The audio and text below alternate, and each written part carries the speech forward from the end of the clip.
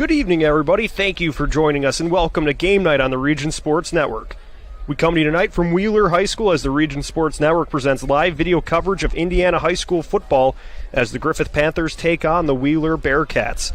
I'm Leo Staudeher, and I'll have the play-by-play for all of tonight's action. And joining me with the color analysis of tonight's game is Jay Simmons. Good evening, Jay. It's hard to believe it's already Week 9, and we are at a point in the season where there's still a lot to play for. Our conference title is on the line tonight at Wheeler. Yes, it is. Wheeler versus Griffith. Boy, this is all of a sudden this year now, last year and now this year, this is all just becoming a big rivalry just in the last couple of years. And on paper, Leo, we were going through it in the pregame show last night. On paper, I cannot figure out. Usually I have an idea coming into a game what I'm going to expect, what I'm going to see. But between these two teams, they are the most evenly matched teams I've seen on paper in a long time. One of the things that I looked at yesterday was Griffith Panthers head coach Phil Mason, 177 and a 103, 25th year coaching. And then you got Nick Testa, 29 and 29 in his 6th year. Could that be a difference? Who knows? I mean, but the thing is, it's just unpredictable what's going to happen on this field tonight because it's going to be a great game and a great matchup. Yeah, we have Wheeler 7-0 on the year, 3-0 in the Greater South Shore Conference, 2-0 on their home field. While on the other side, Griffith 7-1 on the year. Their lone blemish was that game against Lowell. Other than that, every game's been a running clock for them. 3-0 in conference and 3-0 away from home. So two teams that have really been handling business so far. And this is, talk about one last test before the postseason, and you want to end that year. Every team has those short-term goals. They win the conference title before the playoffs and whatnot, so to try to accomplish that tonight could be checking one of those boxes before then hopefully a couple more That's down right. the road. That's exactly what I was going to say. Check off one of those boxes. First off, you got a winning season. Boom, that was done a long time ago for these two teams. Now they want a conference title.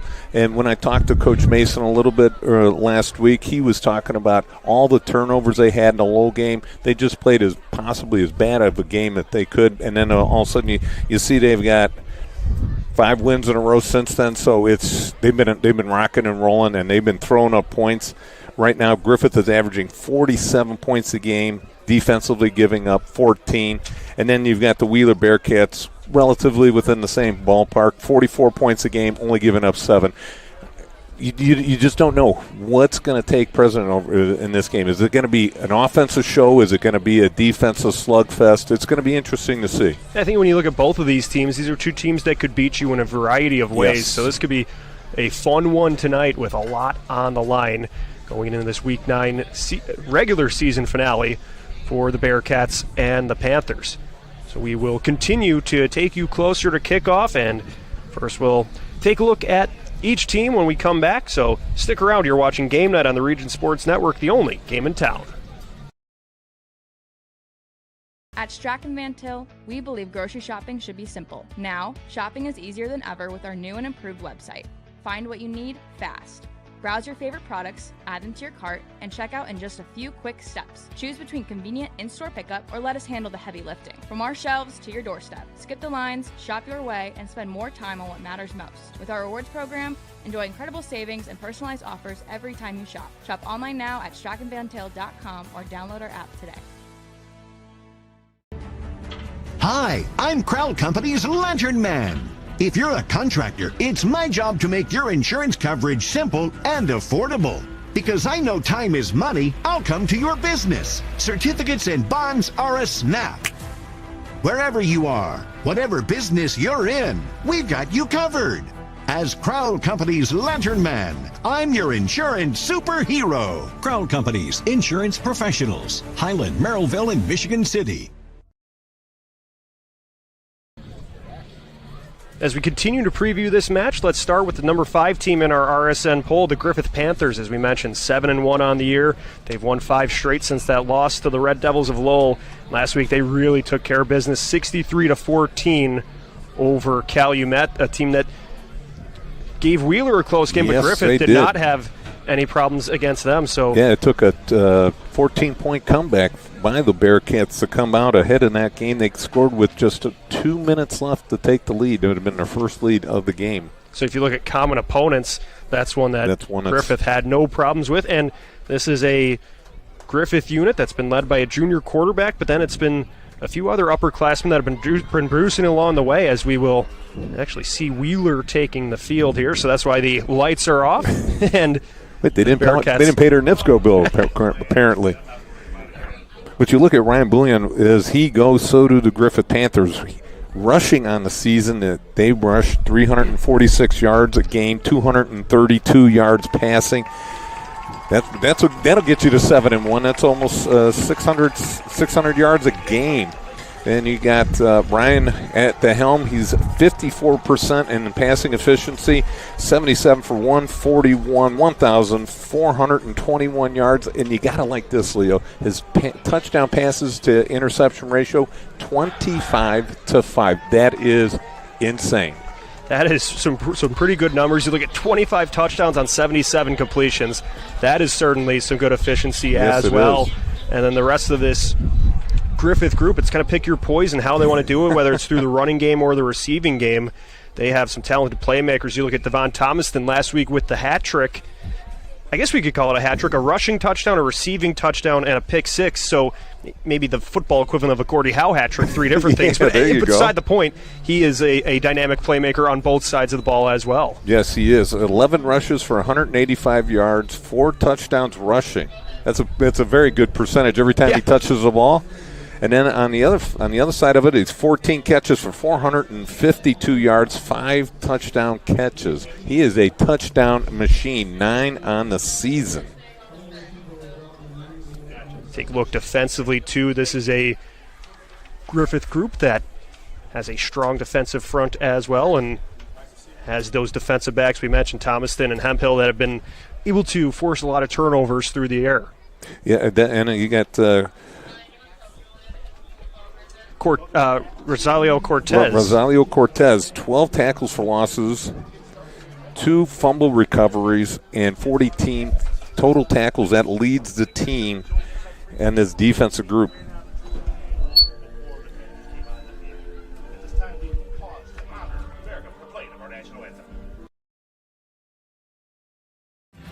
Thinking about what to do after high school? Consider a career with Boilermakers Local 374.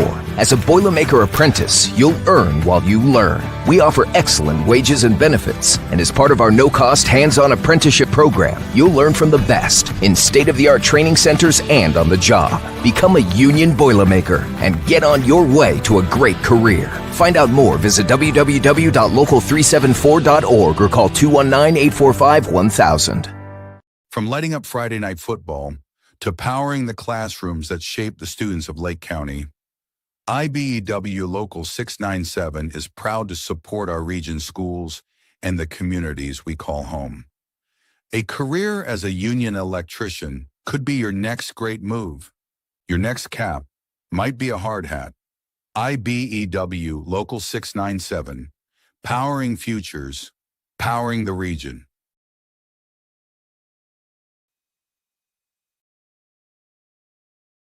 At Strachan Van Til, we believe grocery shopping should be simple. Now, shopping is easier than ever with our new and improved website. Find what you need fast. Browse your favorite products, add them to your cart, and check out in just a few quick steps. Choose between convenient in-store pickup or let us handle the heavy lifting. From our shelves to your doorstep, skip the lines, shop your way, and spend more time on what matters most. With our rewards program, enjoy incredible savings and personalized offers every time you shop. Shop online now at strachanvantil.com or download our app today.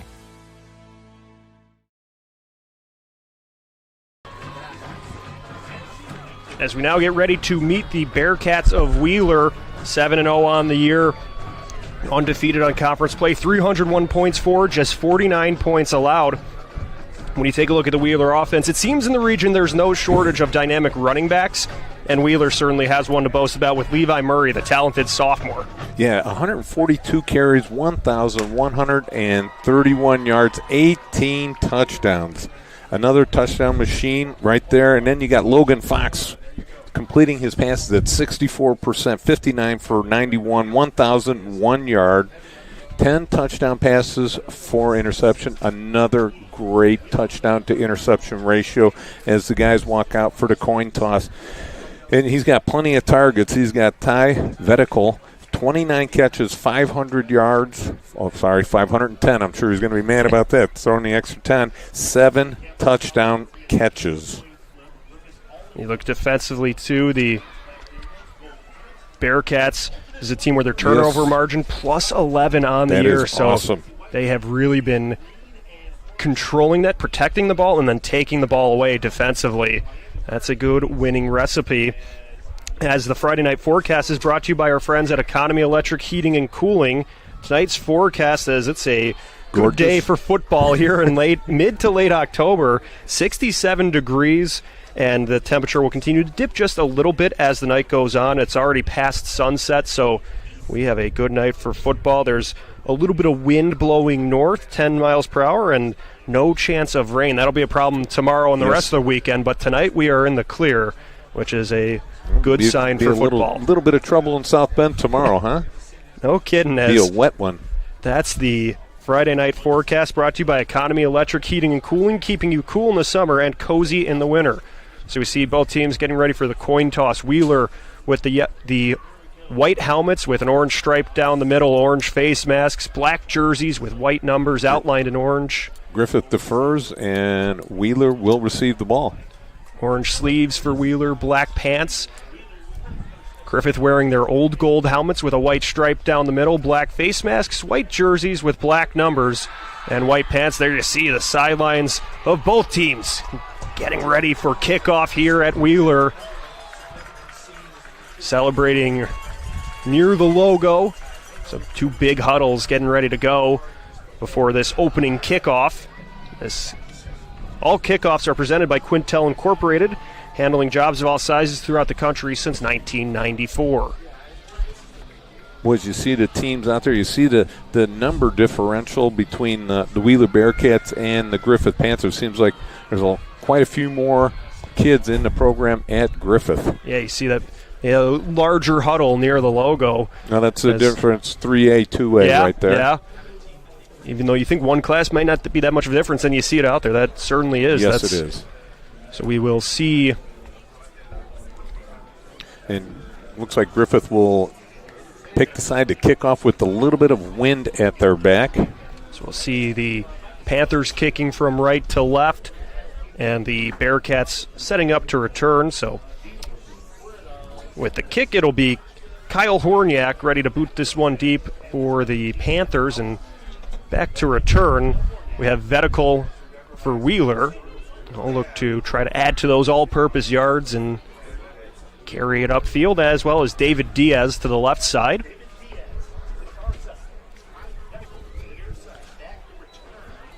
So Panthers and Bearcats Friday night football here at Wheeler. Conference title on the line. Let's get things started. It's going to be a good one. Now Horniak just waiting for the all clear.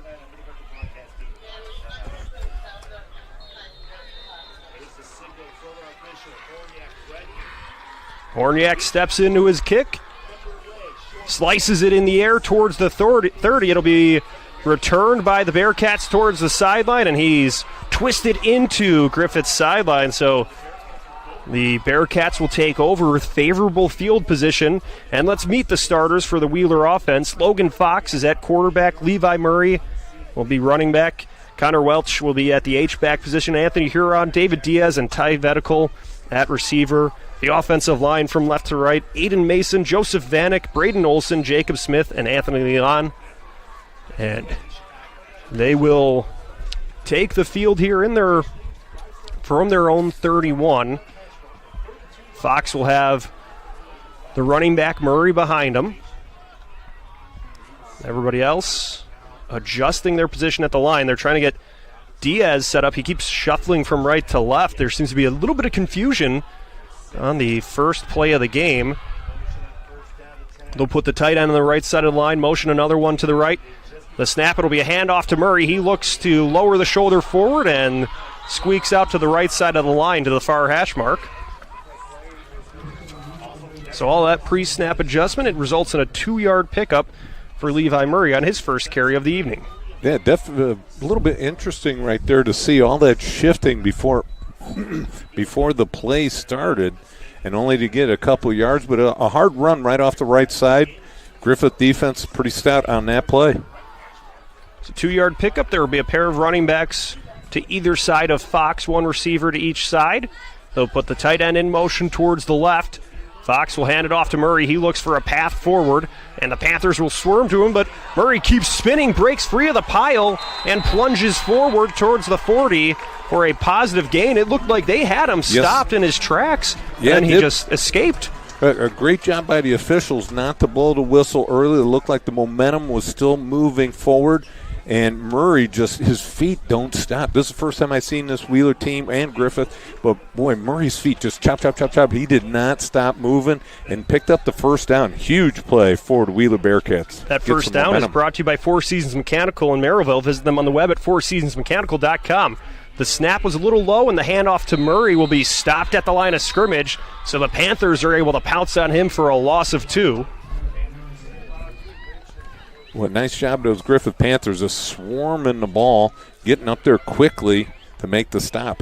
So that will move Wheeler back to their own 40. 10.5 minutes remaining in the opening quarter. It's Wheeler on their opening drive to the right hash mark. So 2 running backs in the backfield will join Fox as he sends the tight end in motion to the left.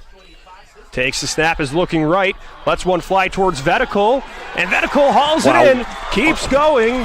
What a catch, and he had number 17 for the Griffith Panthers draped all over him. Jacob Hemphill was grabbing him as he tried to run by. They threw the flag. It's going to be offensive or defensive pass interference, but Vetical, what a nice catch, kept his concentration even though he got held by the defense. Great job, Coach Testa, calling a pass play. Griffith was bringing the kitchen sink on that one. Everybody lined up. Must have been a nice audible at the line by the quarterback, Fox. So the connection from Fox to Vetical picks up the Four Seasons Mechanical first down. So now the Bearcats have it to the right hash mark. Fox in the shotgun tries the hard count. Just about 10 minutes remaining in the opening quarter. Fox steps to his left, hands it off to Murray, but he is wrapped up and wrestled down in the backfield. So just unable to get to the line of scrimmage, a loss of maybe half a yard. Yeah, number 7, Jakari Hawthorne right there to make the tackle. Coaching staff for Wheeler getting a little excited, getting on the field a little quick. So second and just over 10 from the 23. Fox will be in the pistol, Murray behind him. A couple of receivers to his right. They put Welch in motion to the right. It's another handoff to Murray. He has room along the left side. He's going to turn and tries to shake through a tackle, barreling towards the end zone. Looks like they're going to mark it about the 3-yard line. This Levi Murray, he looked like he could have went out of bounds about the 10-yard line, stuck his head into the 2 Griffith defensive backs there, and pile drive them all the way down to the 3-yard line. Some hard running right there by Murray. It's a 20-yard pickup for Murray to secure the Four Seasons Mechanical first down. It sets up first and goal from the 4. Fox in the pistol.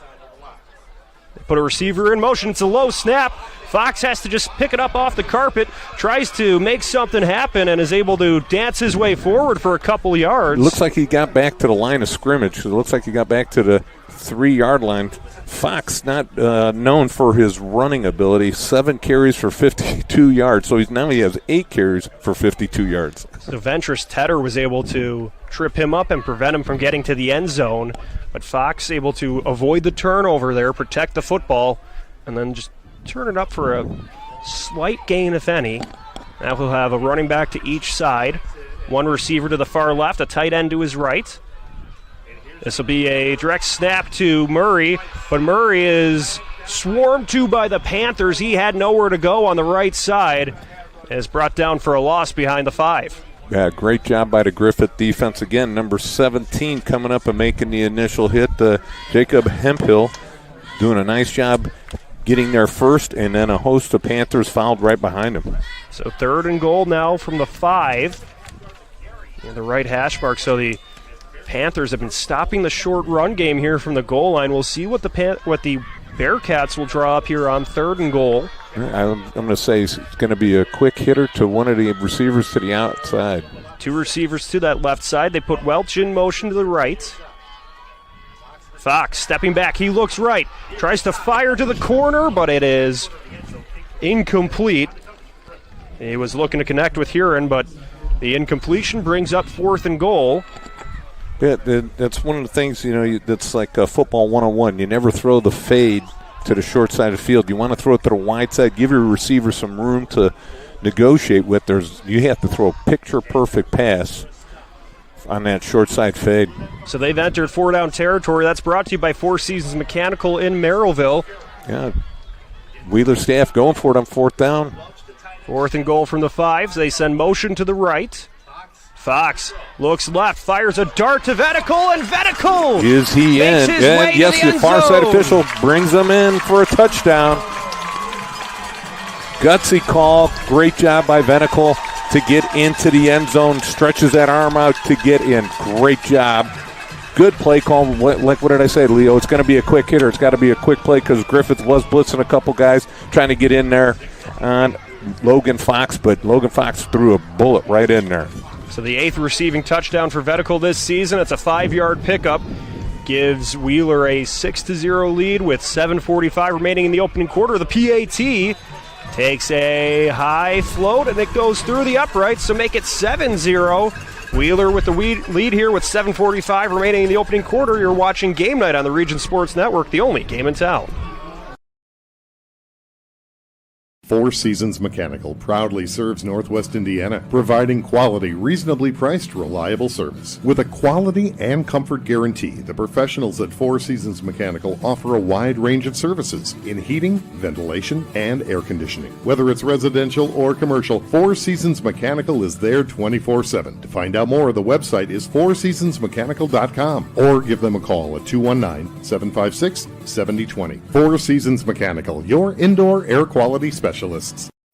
Old Man Winter is just around the corner, and that means temperatures will soon begin to drop. And a region winter is not the time to be left out in the cold. The professionals at Economy Electric Heating and Cooling can tune up that old furnace or install a new unit that can last for years. Your family deserves to stay comfortable this winter, and with 24/7 emergency service, comfort is just a phone call away. Economy Electric Heating and Cooling, 219-923-4441. Or for more info, the website is forajobdoneright.com. This kickoff and all kickoffs are presented by Quintel Incorporated, handling jobs of all sizes throughout the country since 1994. And Vetical will skip the kick. It skips all the way to the 20 where it's scooped up, and now we'll have a return. Griffith trying to break free here. This is Thomaston, who is able to carry it up to the 34. 34. So Ty Vetical scores the touchdown and then kicks the kick after. Well, welcome to 2A football. Yeah. Doing Leo, it all here. Great job by Wheeler not to give the studs of Griffith the ball in an open field. That's good call right there for special teams. The Griffith Panthers will have Ryan Bouillon at quarterback, David Nealon and Ventress Tedder at running back, Xavion Brown at tight end, Devon Thomaston, Jason Quillen and Jalen Watson at receiver. Will meet their offensive line in a minute as they send motion to the left side of the line, but there will be a couple of early penalty markers as it'll be a procedural call on Griffith, sending them back 5 yards. So at offensive line, you have Stanley Lesko, Logan Jimenez, DJ Bouillon, Gavin Edwards, and Grayson Verbick from left to right. So now it'll be 1st and 15 from the 29. Just under about 7.5 minutes remaining as Bouillon fires a dart to the left side of the line to Watson. Watson's now going to turn it to the right, trying to find a way forward, gets tripped up in the backfield and will go out of bounds. So Wheeler was able to get a man to him. That was Keegan Catone, who was able to just trip him up in the backfield for a loss of 1. Catone just to get back there, trip him up. It almost looked like they were going to almost setting up a wedge over there on a busted play. But good job by Wheeler. Great pursuit by the Bearcats. So 2nd and 16 from the 28. Bouillon puts a receiver in motion to the left, Takes the snap. He's looking to pass. Throws it to the left side. It's intercepted. And it's dropped. Welch nearly went up and grabbed it. That's what Connor Welch, the tight end who also plays outside linebacker. He could have taken that one all the way for 6, but it just carried him a little backwards and slipped out of the hands. It looked like he jumped just a little bit too early and had to fall backwards to make the catch, and as he was falling backwards, the ball slipped out of his hand. Great read by Connor Welsh right there. Sort of baited the quarterback, thought he was open, threw it out there. Big mistake by the Panthers. Let's see if they can overcome it. Now the snap goes over Bouillon's head. He reels it in with one arm. There's a penalty marker. He tosses one to the left side, and trying to make a one-handed catch was the receiver, Tedder, but there's going to be a lot to sort out here. As looked like a holding call in the backfield. It's going to be 4th down. They're going to force him to punt here. And that was another scary play for Griffith as that snap almost went over Bouillon's head. Well, that and then the ill-advised pass by Bouillon over here to the sideline. He floated that one out there. So the holding penalty will bring up 4th down. It'll be Kyle Horniak to drive this one deep for Griffith. So only going backwards with a couple of penalties and then a tackle for loss. It's 4th and 15, minus 5 yards for that opening drive. 7:07 remaining in the opening quarter. Horniak takes the snap, lets it fly to enemy territory, takes a bounce at the 40, keeps rolling, and out of play to about the 30. So that'll bring the Wheeler offense back onto the field, and the Griffith defense led up front by Hakeem Lang, Cash Posen, Mason Andre, and Xavier Brown. At linebacker, Rosalio Cortez, Moses Velas, Mason Litke, and Jakari Hawthorne.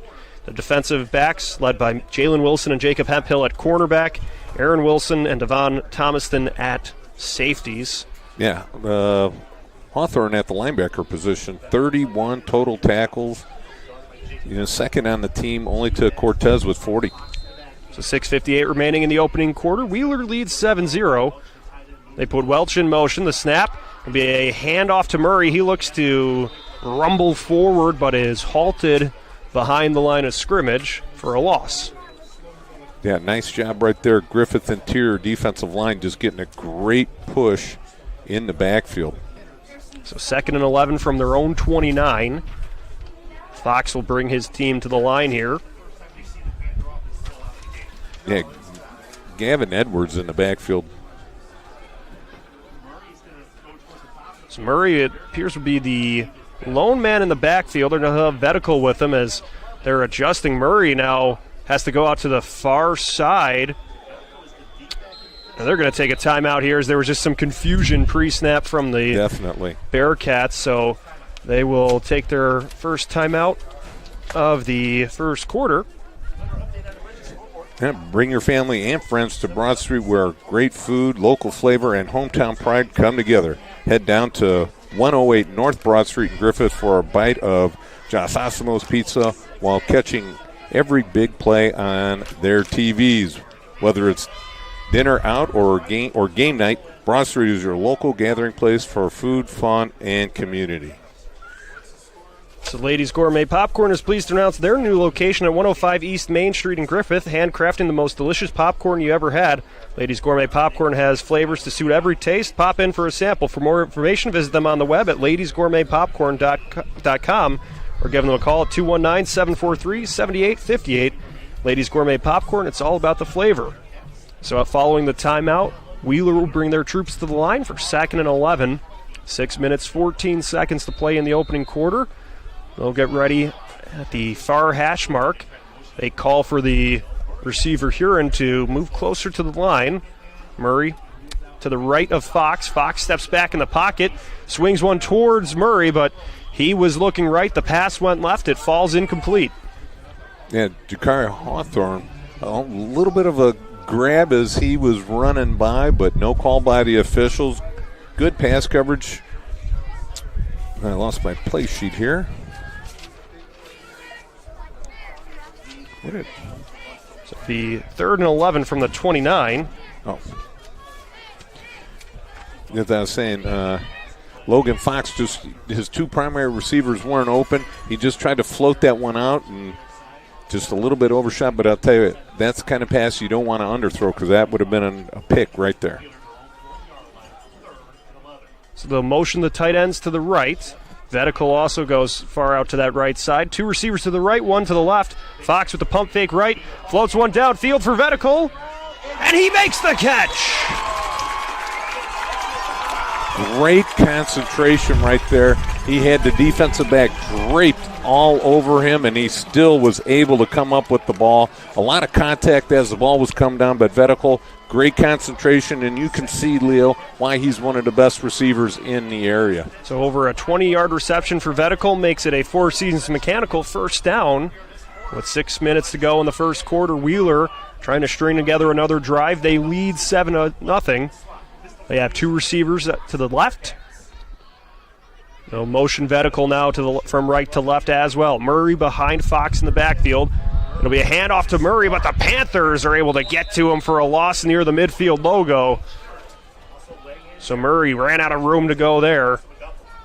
Yeah, that was Cortez again in the backfield. Did a great job just reading that. I think if the quarterback, Logan Fox, would have kept that ball, he had room to run. It looked like it was a predetermined handoff, but Fox puts his hands on his head, runs to the sidelines, goes, "Hey, Coach, maybe let me run it one time." I got it, Coach, I got it. So a 3-yard loss makes it 2nd and 13. Welch goes to the left side of the line. Fox in the pistol. He's going to look to pass here on 2nd down. Throws a strike to Vetical, and he'll be twisted down for a positive gain. Yeah, it's going to make it 3rd and manageable. Aaron Wilson on the tackle to prevent Vetical from getting any yards after catch on that reception. Yeah, Wilson, great coverage right there. Fox had to thread the needle right there to Vetical. But again, a nice catch, going to be 3rd down and semi-manageable. Looks like about 3rd and 7. 4 minutes, 37 seconds left to go in the opening quarter. 3rd and 7 for the Bearcats from Griffith's 37-yard line. Fox on play action. Throws off his back foot. It's underthrown and nearly intercepted. It breaks away from the defensive back. So Wilson, after making the tackle, nearly had the chance for the INT, and it appears there's also a injured Panther. Well, that does or an not injured look Bearcat, good. Vetical holding his right arm. That is not good. So that'll stop things with 4 minutes and 20 seconds left to play in the first quarter. It'll be 4th and 7 for Wheeler, but they're certainly going to make sure their top receiver is okay as well. Yeah, he's going to have to come out for this big 4th down conversion for the Wheeler Bearcats. So be sure to stay connected with all things Region Sports by supporting and following us on social media. We're always active on YouTube, Facebook, Instagram, X, and online at regionsports.com. Celebrating over 25 years, we're proud to still be the only game in town. So Vetical will have to leave the field for this 4th down as the Bearcats have entered 4-down territory. That's brought to you by Four Seasons Mechanical in Merrillville. You can visit them on the web at fourseasonsmechanical.com. I was wondering what kind of 4th down it was, Leo. So 7 yards to go from Griffith's 37-yard line. Fox in the pistol with Murray behind him. They'll send Welch to the right side of the line. Fox dropping back to pass. He's running out of time. Has to flush it to the right to Murray. He'll be brought down at the 40, well short of the first down. Mason Litke with the tackle, and it'll be a turnover on downs. Great job by Litke right there to read the screen pass, because if he doesn't make that tackle, he's got clear sailing down the field. So great job right there by the Griffith defense, standing strong, and then help their field position for their offense. So the Griffith offense steps back onto the field. The defensive Wheeler led up front by Braden Olson, Logan Bigham, and Aiden Mason at defensive line. The linebackers, C.J. Schaefer and Connor Welsh, Noah Helmer and Cash Machichi on the inside linebackers, David Diaz and Keegan Kuhl at cornerback, Keegan Catone and Ty Vetical at safety. So 1st and 10 for Griffith from their own 40, and there will be some laundry on the field. Another pre-snap penalty on the Panthers. Griffith can't get out of their own way offensively. And they're still yet to go forward on a play here. As they had the one completion, but the receiver was tackled for a 1-yard loss.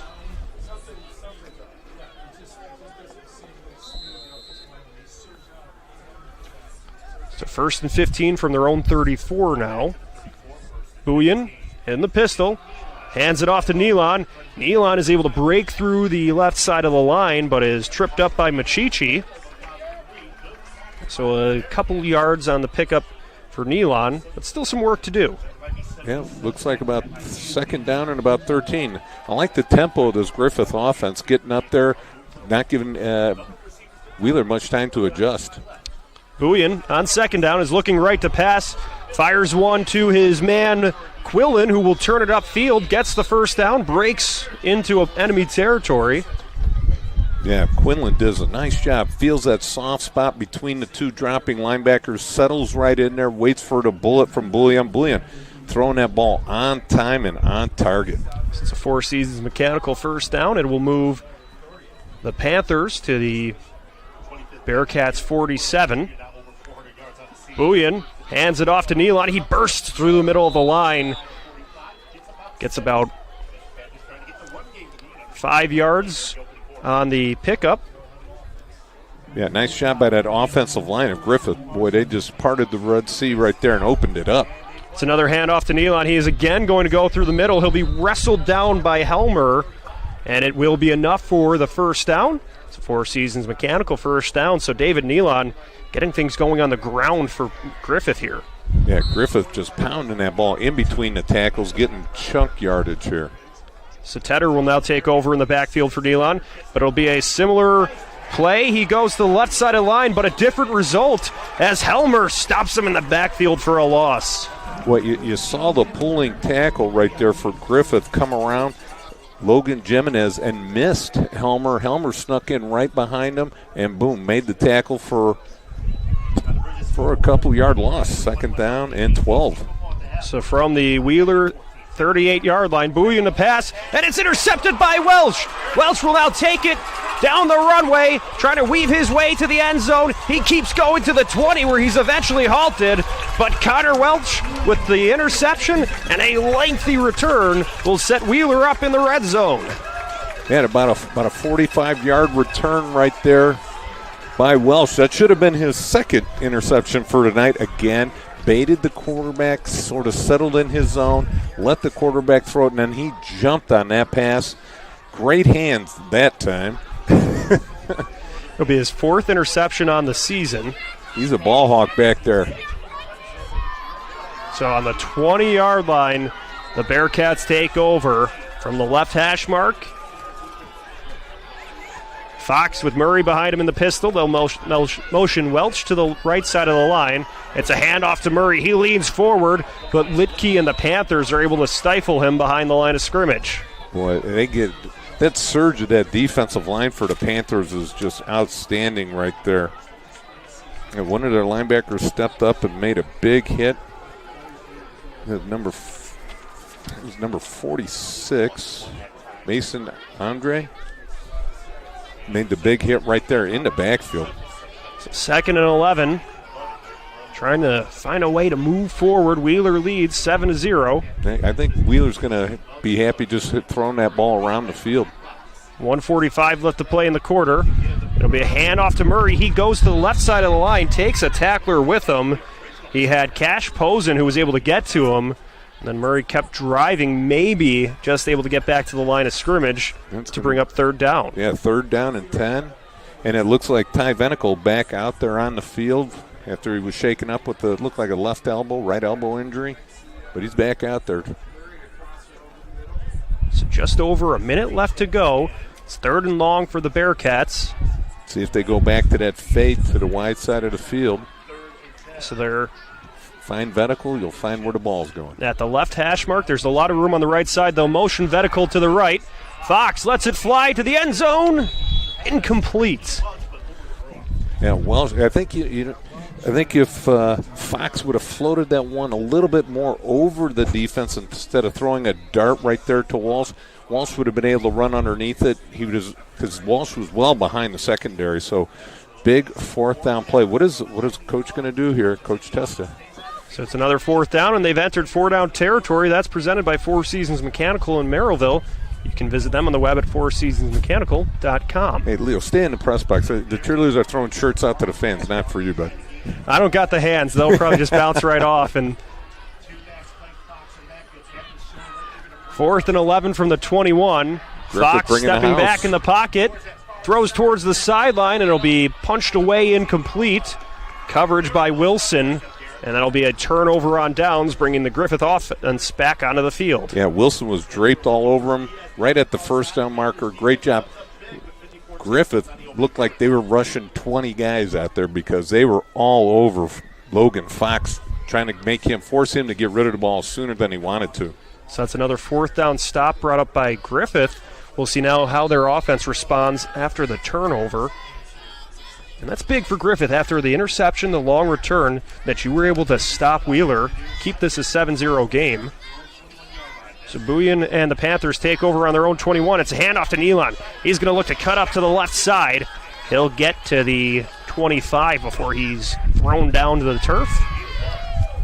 Yeah, nice job of that Wheeler defense coming up and making a stop. Looked like he was going to run for a lot more, and they were able to stop him for just about 4 or 5. So 2nd down for the Panthers. Buyan in the pistol. Nealon behind him.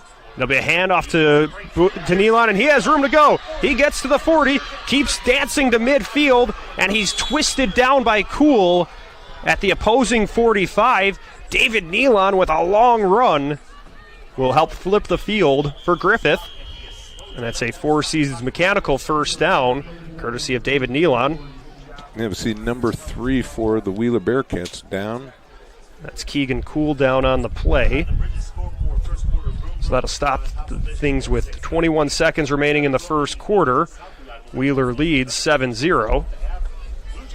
Yeah, Griffith's starting to get a little bit of that mojo going here. Late in the first quarter, they're really getting that ground game going, getting some good pushes up front, getting some explosive plays. Seems like they're getting 5-6 yards on the ground. I wouldn't know why you would abandon it. Keep pushing. Wear those defensive linemen for Wheeler down. A few of those guys are playing both ways, so you can wear them down to the second half. It's going to be some easier pushing up front for the Griffith Panthers. Yeah, we've seen Nealon and Tedder both with some good runs at the line of scrimmage. And looks like that's going to be the end of the first quarter. So through the opening frame, Wheeler leads 7-0, but Griffith is driving here. We'll see what they can do next. That'll be coming up in the second quarter. Stick around. You're watching Game Night on the Region Sports Network, the only game in town. When it comes to your money, you deserve more than just numbers on a page. You deserve someone who sees the full picture. Meet Mark Machnick, one of Northwest Indiana's most trusted accounting professionals. Whether you're running a business, planning for retirement, or just trying to make sense of tax season, Mark Machnick, located in Highland, makes it simple, personal, and believe it or not, painless.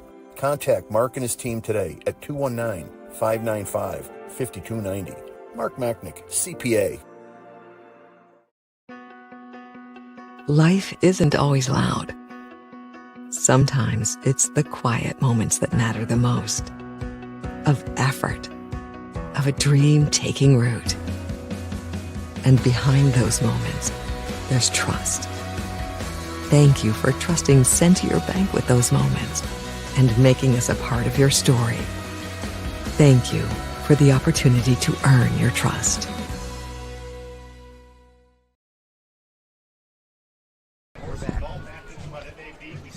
Second quarter about to begin between the number 5 ranked Griffith Panthers and the number 6 ranked Wheeler Bearcats. That's from our RSN poll. Leo Staudaher, Jay Simmons with you here at Wheeler High School.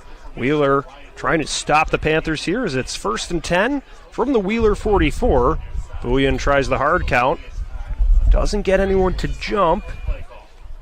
So he's in the pistol with Nealon behind him. It'll be a handoff to Nealon. He breaks to the left side of the line, keeps charging forward, gets to the 30, shakes off a tackler, and is forced out of bounds just past the 25. So it's another solid pickup on the ground for David Nealon. Yeah, did you see him right at the end? He's delivering the blow. He delivered a forearm right to one of the Wheeler Bearcats as they were coming out to make the tackle, but a nice gain right there, about 15 yards. So it's another Four Seasons Mechanical first down for the Panthers. Moves them to the 25, and again they go to Nealon. Nealon towards the left is brought down, but it's a 3-yard pickup for the running back. C.J. Sheffer right there on the tackle right there. Nice job coming up from his outside linebacker position and holding him just to a couple yards. One of the few times Griffith hasn't picked up 5, 6, 7 yards on a running play. So Desmond Nealon with the pickup. Second down. It's another handoff to Nealon. Nealon has room through the middle, keeps going, and tumbles forward. Nealon, this will be close to a first down. It will be another first down for the Nealon Panthers. Does a great job cutting off one of his pulling linemen. Logan Jimenez pulled him. He cut right inside of him. And they go to Nealon again. Nealon keeps going. Shakes through one tackler, cuts to the left. Now there will be a pile up, and they're trying to move that pile forward. We'll throw everybody away and see where exactly the football is. Again, you can see Jimenez right there, the left guard, pulls across the formation, kicks out the defensive end for Wheeler, and then Nealon just cuts right inside of it. And gosh, he's quick. So it'll be 2nd and 5 for the Panthers. Bouillon with the handoff to Tedder. Tedder will step all the way to the end zone, and the Panthers answer back. Ventures Tedder with the 9-yard touchdown run. Brings the Panthers an extra point away from tying this one up. Tedder does a nice job, just right up the gut right there. Great push by this offensive line. The Panthers' offensive line looks like they're all of a sudden starting to establish a little bit of dominance on the line of scrimmage. So there was a lot through the ground game for the Panthers. And now Kyle Horniak will look to even this one up with the PAT. Horniak steps in and sends it through the uprights. So we are tied here at Wheeler. Griffith and Wheeler tied at 7 with 10:40 remaining in the second quarter. You're watching Game Night on the Region Sports Network, the only game in town. Flip the switch, a light turns on. Press the button, machines and instruments come to life. Touch the screen, communicate with the world. Simple tasks, guaranteed results, every second of every day. That's the power of power. And that's the power brought to you by the Nika Contractors and Electrical Workers of Local 531.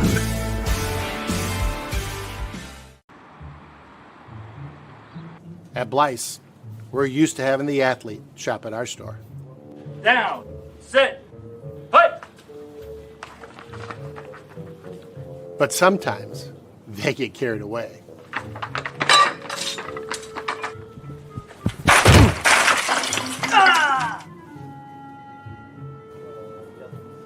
Blyce, this is where the athlete shops.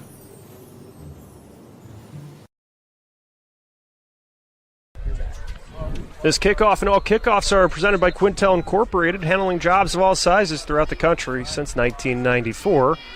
Kyle Horniak will drive this one from left to right with 10:40 remaining. He will bounce it to the 35. It'll be scooped up, and the return man will be wrestled down. That was a slight pickup that was Catone for Wheeler on the return. Yeah, Moses Velez on the tackle right there, number 1. So 10:34 remaining. Wheeler will take over. I'm sorry. Tedder. So Tedder, we saw him pick up the touchdown on the ground. Yeah, and he makes the tackle on the kickoff. So the Bearcats will take over on their own 38. Fox will be in the pistol with Murray behind him. Motions his tight end to the left. Hands it off to Murray. Murray leads forward. He's got room along the left side. Keeps shaking downfield. Gets to the 50 and steps downfield and is forced out of play to his sideline. Hemphill with the tackle, but it's a long Four Seasons mechanical first down run for Levi Murray. Yeah, Murray with a 15-yard pickup on first down. A nice job bouncing it. Once he saw that hole right in over the left tackle, then continue to bounce it outside, and like I said, pick up a 15. Figured it was only a matter of time before Murray was able to break off a big run like that. So it's now 1st and 10 from Griffith's 47. Murray behind Fox. And again, they go to Murray for a dive down the middle. Murray keeps going and takes a couple tacklers with him for about an 8-yard pickup. Tedder and Cortez team up for the tackle. It'll be a shorter pickup. They'll move him. It looks like about 5 or 6 on the play. Both teams starting to get into a good flow offensively, mixing up some pass and run, but it seems to be a run-heavy game so far. And Griffith defensively is just stuffing that line of scrimmage. 5-6 guys in the box every play. So following Murray's 5-yard pickup, they'll motion the tight end to the right, and they might erase those 5 yards Murray just got. Yes, it does. Yeah, Griffith, I'm saying 5-6 men on the line of scrimmage, and then the linebackers behind him. Well, we got a little light show here. Again, that NIPSCO bill. So getting the light show involved for the referees, their crew, Mike Estelle, Kyle Keith, Jeff Cogans, Dino Spritis, and Bailey Patrick. As we've seen the light show after each touchdown, now we get them after penalties as well. There we go. So you never know what you're going to see. A scoring update there. Maryville 14, Chesterton nothing in the middle of the first quarter. The scoreboard update is courtesy of your neighborhood Strachan Van Til Food Market. Strachan Van Til, your favorite Indiana-made grocery store. Let's see. Ladies Gourmet Popcorn is pleased to announce their new location at 105 East Main Street in Griffith. Handcrafting the most delicious popcorn you've ever had, Ladies Gourmet Popcorn has flavors to suit every taste. Pop in for a sample. For more information, visit them on the web at ladiesgourmetpopcorn.com or give them a call at 219-743-7858. Ladies Gourmet Popcorn, it's all about the flavor. Yeah, bring your family and friends to Broad Street where great food, local flavor, and hometown pride come together. Head down to 108 North Broad Street in Griffith for a bite of Jos Asimo's Pizza while catching every game on their many TVs. Whether it's dinner out or game night, Broad Street is your local gathering place for food, fun, and community. So from the left hash mark, Wheeler looking to move forward following the 5-yard penalty. They'll motion the tight end Welsh to the right side of the line. It's a handoff to Murray. He does not have anywhere to go as it's a group of gold helmets that are able to get to him at the line. Looks like number 8 led the group. Cortez with the tackle. Yeah, we've mentioned his name several times already. Rosalio Cortez brings him back for a 1-yard loss. So now with the penalty and then a tackle for loss, Wheeler finds themselves in 3rd and 11 after the 15-yard run by Murray. Now they trying to extend this drive. Yeah, they've been so successful throwing the ball down the field. I'm surprised that they've been trying to run this ball with that heavy. You got 8 guys up in the box. Vetical and Huron will be split out to the left, to the right. Fox running out of room in the pocket. He has to escape and is brought down in the backfield by Velez for the sack. Cortez, number 8 for the Griffith Panthers, forced him to step up. Logan Fox, and then there was another Panther sitting right there waiting for him. And Moses Velez was able to finish off the play. It'll bring up 4th down, and the Bearcats will have to punt this one. Seems like Griffith's defensive line is starting to establish themselves as well, forcing the punt. Well, I think it's only the second punt of the game, right? Yep, one for each side as Vetical will punt this one, and a pair of returners for the Panthers. Hemphill and Wilson. Vetical does not get much behind this one. It will fall a yard behind the line of scrimmage and out of bounds. He was trying the rugby-style punt to the right and got that one almost off the ankle. It looks like he bobbled it a little bit right there, and boy, it looked like he would have been better off trying to run for the first down on that side than try and punt it away. And looks like he punted it. He's got a -1 on his punt. That was a yard behind the line of scrimmage. So now Griffith will take over at Wheeler's 48. So that was not what the Bearcats were hoping for. No, it was not. But now they will call upon their defense here to get a stop as Griffith will take over near the logo.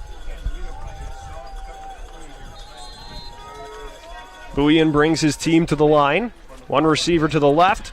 It'll be a handoff to Nealon. He shrugs past the tackler and then falls forward for about a yard pickup. Yeah, it looks like, just right at just barely past the line of scrimmage, about a half a yard pickup. So 2nd and 8.5 maybe for the Panthers to go here from the 46. Buien lone man in the backfield. They'll put Thomaston in the backfield. He will take the sweep. Tries to boogie forward as a penalty marker is flown. He'll get to the 42. It's raining yellow out there. Yep. Looked like the wide receiver to the wide side here for the Panthers got caught with his hand in the cookie jar. That was number 7 for the Panthers. So that would be Jakari Hawthorne with the penalty. And that was the first touch we were able to see them get for Devon Thomaston, who had 3 touchdowns in 3 different ways last week. But instead, this will send the Panthers backwards.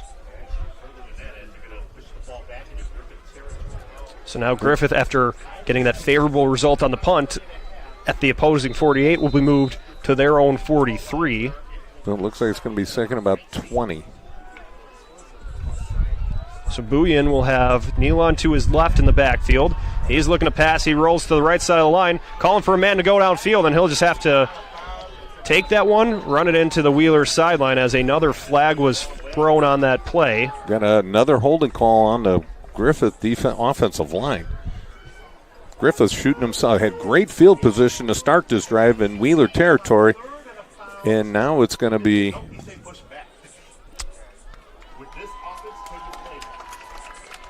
now it's going to be 3rd down.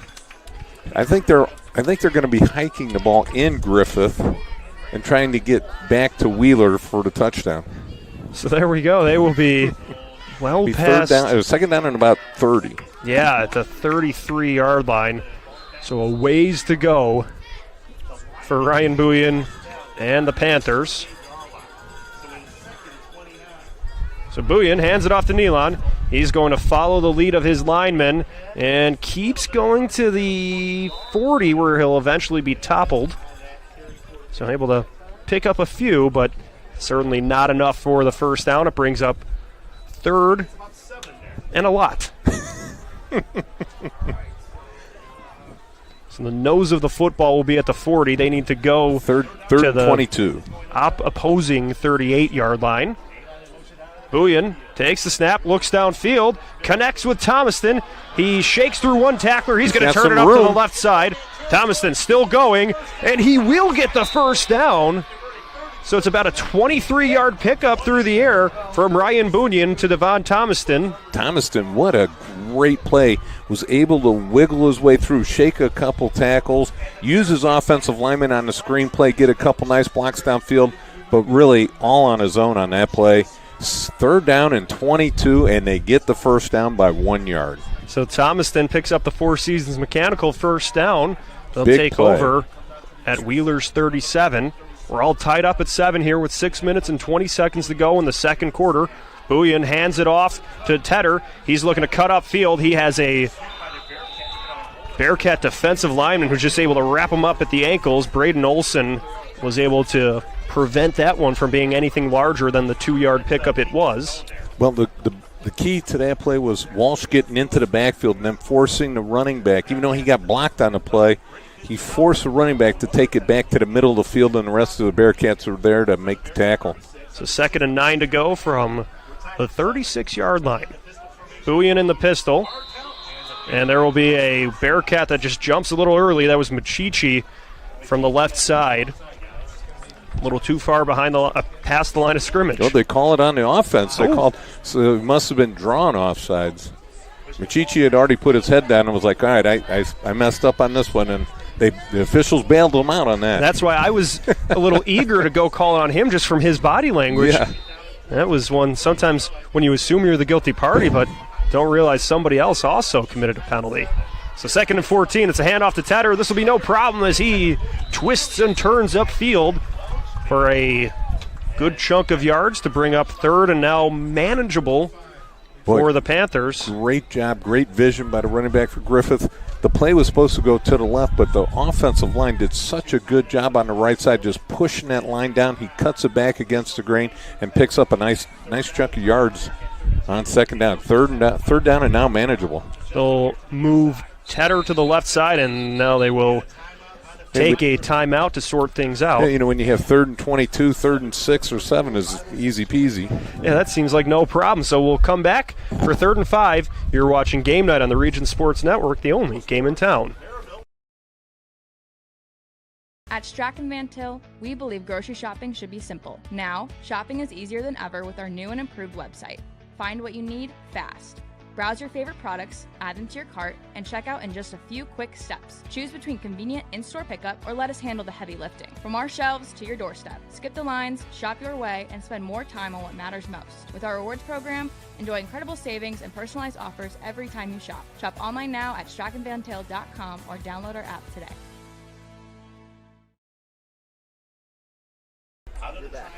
Ryan Bouillon brings his team back to the line to Wheeler's 32-yard line. They need 5 yards to pick up a new set of downs. He's got Tedder behind him, and he'll hand it off to Tedder. Tedder has room to go through the middle. He will go all the way to the end zone. Venturous Tedder with his 2nd rushing touchdown of the night gives the Panthers the lead. Great job of just feeling that hole and sliding through it, and boy, once he gets his shoulder square to the line of scrimmage and heads upfield, he is quick and he is elusive. 32-yard score for the Panthers. That was going to put them in the lead for the first time tonight at 4:59 in the second quarter. So Tedder now up to 10 touchdowns on the season as the Panthers lead 13-7. Horniak will look to drive this one through the uprights. The snap, the hold, the kick will all be good. So now the Panthers lead 14-7 with just under 5 minutes left to play. Stick around, you're watching Game Night on the Region Sports Network, the only game in town.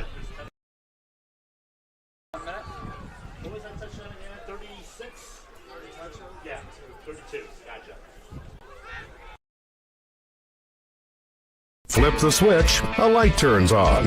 Press the button, machines and instruments come to life. Touch the screen, communicate with the world. Simple tasks, guaranteed results, every second of every day. That's the power of power. And that's the power brought to you by the Nika contractors and electrical workers of Local 531.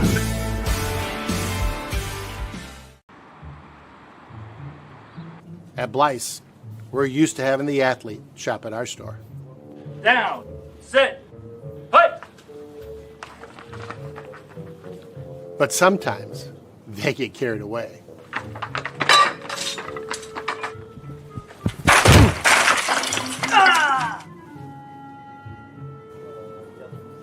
Blyce, this is where the athlete shops.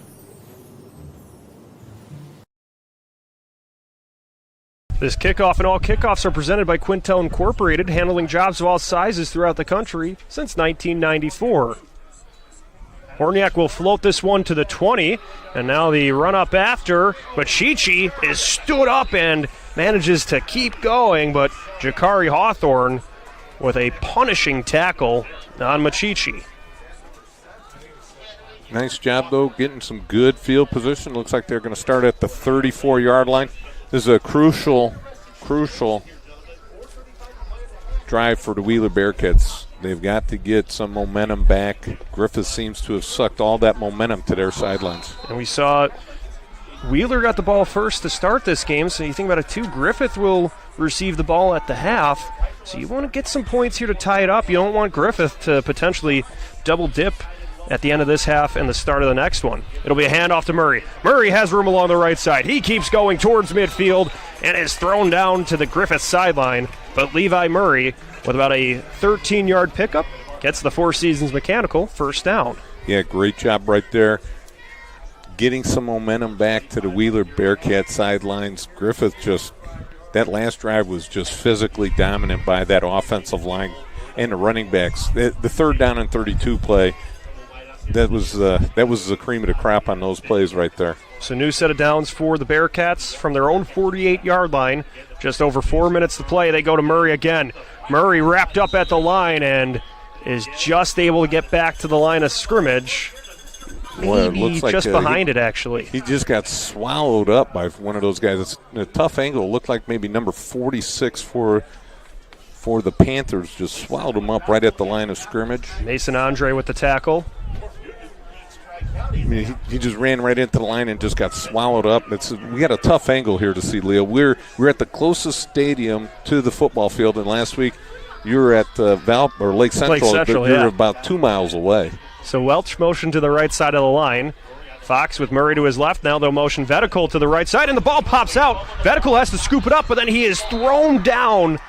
Hakeem Lang was able to get the tackle on a broken play for the Bearcats. They were trying that sweep to Vetical, but a little bit of a miscommunication on the exchange. Yeah, it looked like Vetical got there just a little bit too early, and the quarterback,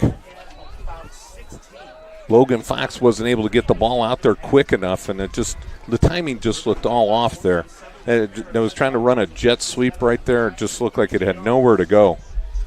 So 2:52 left to go in the second quarter. Will be 3rd and 16 for Wheeler on what could be a pivotal drive in this game on their own 42.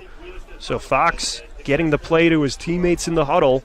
It looks like they're going to run the clock down to 1 second left on the play clock. That brings it to 2:36 on the game clock. They call their timeout. So they will take a timeout here as... Do we got some awards and stuff? That's what I'm looking for as I was trying to stall time before flipping through the binder. But here we go. At the conclusion of tonight's game, we'll name the Crowell Companies Lantern Man Superhero of the Game. Crowell Companies, the insurance professionals. Yeah, and that looks like Ventress Teeter right there he's in the lead. Yeah, with 2 rushing touchdowns, that last one being for 32 yards. That was a good pickup, and it's been this ground game of Griffith where hasn't necessarily mattered if it's been Ventress Tedder or Desmond Nealon. Both of them have been able to pick up yards on the ground, and it's taking some pressure off the quarterback, Buyan. Yeah, I think right now so far the key play in this game was the 3rd down conversion. Wheeler, thinking, all right, hey, we got him backed up. We're going to get the ball back. It's a tie score with just a few minutes left. Boom, they pop off a 33-yard play on 3rd and 32. Who draws one up like that? I want to know what Coach Mason's doing over there, because the 3rd down and 32, I want that play.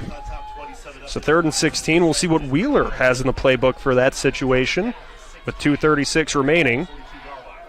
Fox takes the snap, steps back in the pocket, running out of time. He'll have to escape to the right side. He pumps, he's going to run, crosses midfield, and he is brought down by a pair of Panthers. And they're going to call spearing, it looks like. I see a flag coming out at the last second after the play, and it looks like it might going to be called a spear. Yeah, Fox was certainly looking for that call. Yeah, and it looks like Jalen Wilson on the tackle, but led with his helmet. So Logan Fox, you saw him burst right up, was running around looking for the call. It will be. So that will make it a lengthy 1st down for the Bearcats. Boy, both of these coaches coming up with some great plays on 3rd down. And Logan Fox doing it with his feet. It would have been 4th down in about 2 or 3, but still 3rd down and 13, and you're picking up 10, 11 yards. Yeah, that was a big pickup for Fox even before the penalty, but a new set of downs. It's a 4 seasons mechanical 1st down, and now Wheeler has it, 1st and 10 on the opposing 30. And we'll see a timeout. No, they will reset the play clock, so time running here. They'll motion the tight end to the left. 2 receivers to the left side of the line. They hand it off to Murray. He goes down the runway on the right side, keeps juking to the right, walks the tightrope along the sidelines, keeps twisting forward towards the 10. Levi Murray with a 20-yard pickup on 1st down helps the Bearcats move forward. That Tyler Murray right there, or Levi Murray, I'm sorry. What a job. He reminds me a little bit of Walter Payton. He refuses to go out of bounds. He was walking the tightrope, then leans back into a Griffith Panther, hits another one. He just doesn't want to go out of bounds or go down. Hey, what great running right here. Both teams have some outstanding running backs here, Leo. 1st and 10 for the Bearcats from the 12. Just thought today was the anniversary of Walter Payton's longest career run, 76 yards. So that's funny you make that comparison. Saw that highlight. Oh, that's awesome. Today. But beside the point, 1st and 10 from the 12. So Fox hands it off to Murray. This time he will have nowhere to go as the defensive line of Griffith is able to get to him. 0. So that was, again, Moses Velez with a tackle for loss. Velez has been stepping up all over the line tonight for the Panthers. Yeah, he was in the backfield. He must have been in the huddle or something because he knew right where that play was going and got the running back just as he got the ball. Luckily, there was no fumble on the exchange. So now that's a 3-yard loss for Velez with another tackle at the line of Murray. So Fox and the Bearcats will step up to the 15-yard line. Ball's kind of in the middle here. They'll put the tight end in motion to the right. Fox looking to pass. Pump fakes to the right. Now he's going to keep it and run. Fox spins forward towards the 10. He's able to get a handful of yards there to make it 3rd and about 8 for the Bearcats. It's a tough angle to see at here, Leo, but yeah, you're right. About 3rd and about 8 on the 10-yard line. Looks like they're on about the 10-yard line. Big conversion down for Wheeler Bearcats. And you notice they're letting this clock run down so that way Griffith doesn't have much time to get the ball. If they do stop him here, they don't have very much time to get the ball back. So we just passed the 1-minute mark in the half. 3rd and 8 from the 10. Fox will have Murray behind him. They move the tight end to the right. Play action. It's a pass to Welsh, and it pops out of his hands. He was trying to reel it in and then spin forward, and it just squeaked away. Incomplete. It'll bring up 4th down. Well, I think that you have to lay that one on the quarterback. He needs to get just float. All he has to do is just float that ball out there in front of him. And Walsh, if he doesn't get the touchdown, he's definitely picking up the 1st down right there because there was no Panther in the area. So it's going to be 4th down. See what they're going to do. They're going to take the points. So it looks like they will go for the field goal here. Leo Vega will get ready for the field goal here, about 27 yards from the 10. So the snap, the hold by Fox. It's a high kick from Vega, but it sails through the uprights. So that'll bring Wheeler within 4 points. 39 seconds remaining in the first half. Griffith leads 14-10. You're watching Game Night in the Region on the Region Sports Network, the only game in town. At Strachan Van Til, we believe grocery shopping should be simple. Now, shopping is easier than ever with our new and improved website. Find what you need fast.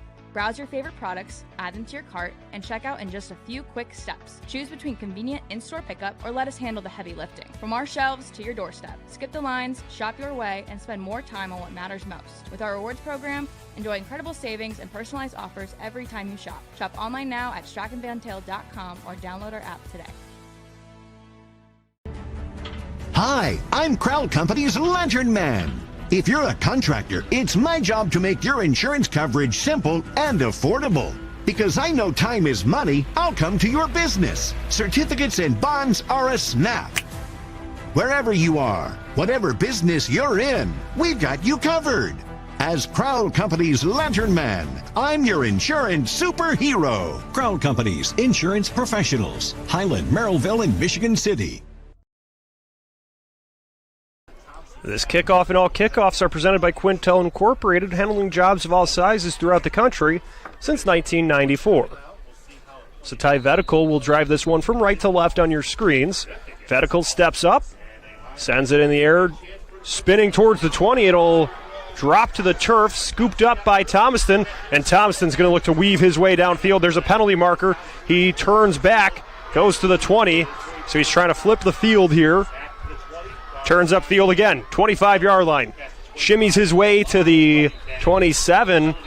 So we'll get everything sorted out. Devon Thomaston was doing a lot of work on the ground there and probably only gets about 3 yards in total. But I'd like to see one of those the trackers they have in the NFL to see how many yards he actually ran. 'Cause he ran from sideline to sideline. That's about 50-some yards right there, plus 10 yards upfield and backwards. And so he probably ran about 70 yards on that play. Because he got it near the 20 and then ends up at his own 26. So, but still, between all that steps, he was all over the field, just going horizontally instead of vertically. So now We'll see where the Panthers take over. 22 seconds remaining. That's the other thing when he's dancing around on the return. Yeah, he burned a lot of clock right there. So now with a penalty, they'll be brought back to their own 10. I would assume Coach Mason's going to be content taking a halftime lead in.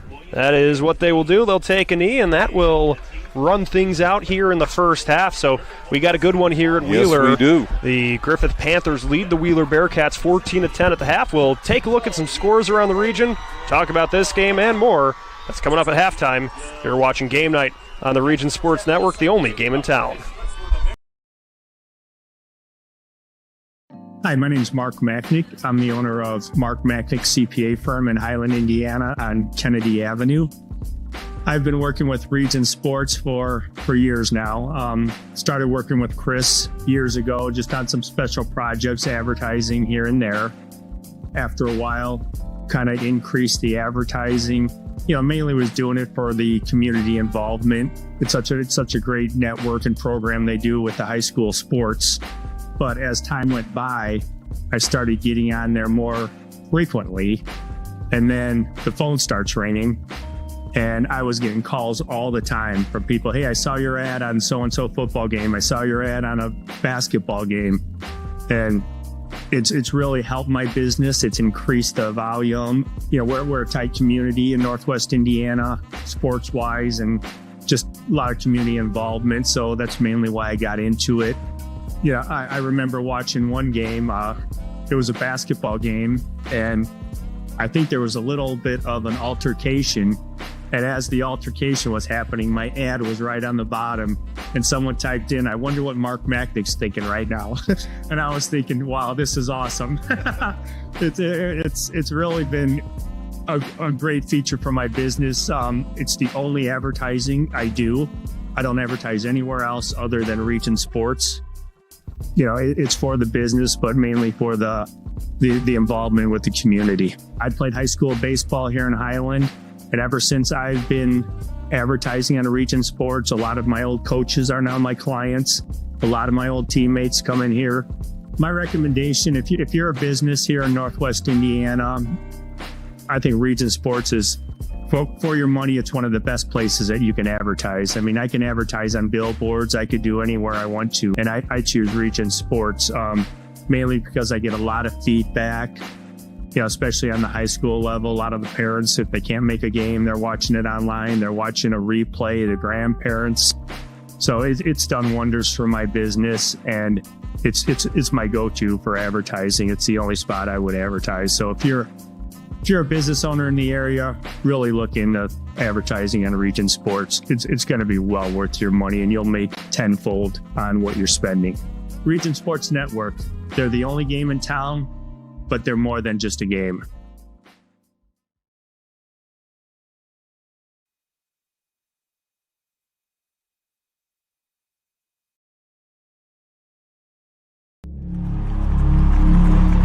Some see a wrestling match. We see a 6-minute lesson in grit.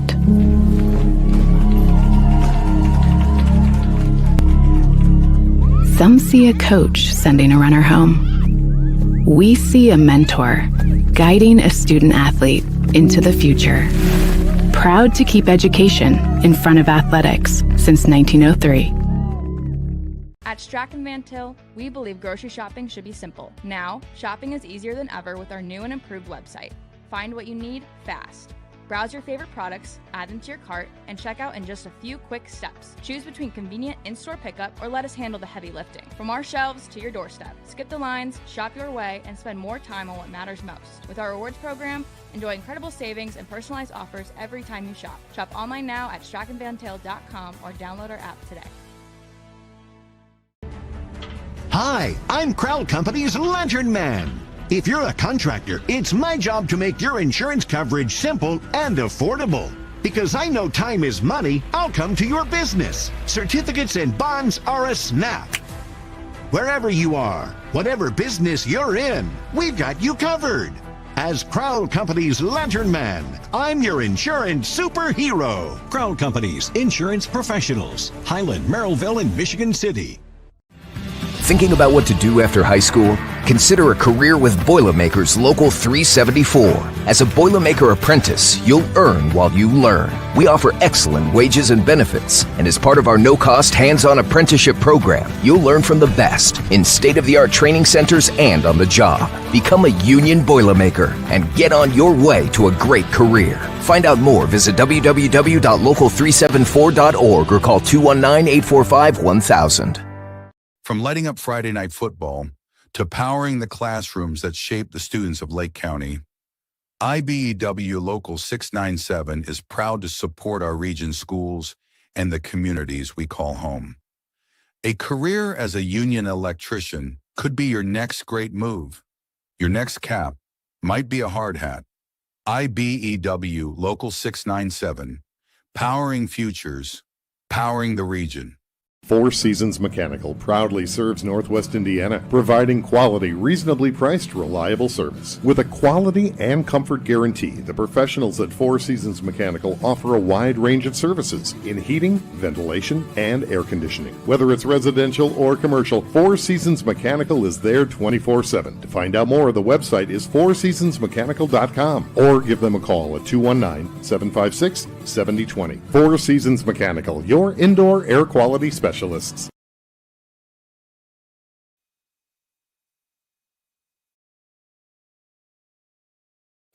Old Man Winter is just around the corner, and that means temperatures will soon begin to drop. And a region winter is not the time to be left out in the cold. The professionals at Economy Electric Heating and Cooling can tune up that old furnace or install a new unit that can last for years. Your family deserves to stay comfortable this winter, and with 24/7 emergency service, comfort is just a phone call away. Economy Electric Heating and Cooling, 219-923-4441. Or for more info, the website is forajobdoneright.com. Earn while you learn from the best hands in the business. The Bricklayers Allied Craftworkers for Indiana, Kentucky Apprenticeship. That's right, this is a paid apprenticeship. I'm getting an education while learning a trade and getting paid for it. The thing that surprised me the most about this apprenticeship program is the respect I have received after the proper time and training. Classes start soon, so apply now. There are training centers throughout Indiana and Kentucky. We are the Bricklayers and Allied Craftworkers for Indiana, Kentucky Apprenticeship. The best hands in the business. When it comes to your money, you deserve more than just numbers on a page. You deserve someone who sees the full picture. Meet Mark Machnick, one of Northwest Indiana's most trusted accounting professionals. Whether you're running a business, planning for retirement, or just trying to make sense of tax season, Mark Machnick, located in Highland, makes it simple, personal, and believe it or not, painless. Contact Mark and his team today at 219-595-5290. Mark Machnick, CPA. Life isn't always loud. Sometimes it's the quiet moments that matter the most. Of effort, of a dream taking root. And behind those moments, there's trust. Thank you for trusting Centier Bank with those moments and making us a part of your story. Thank you for the opportunity to earn your trust.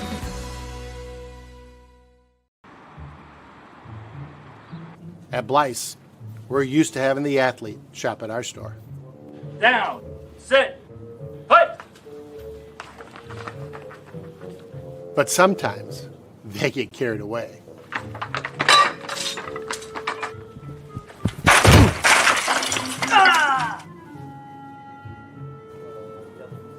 Blyce, this is where the athlete shops.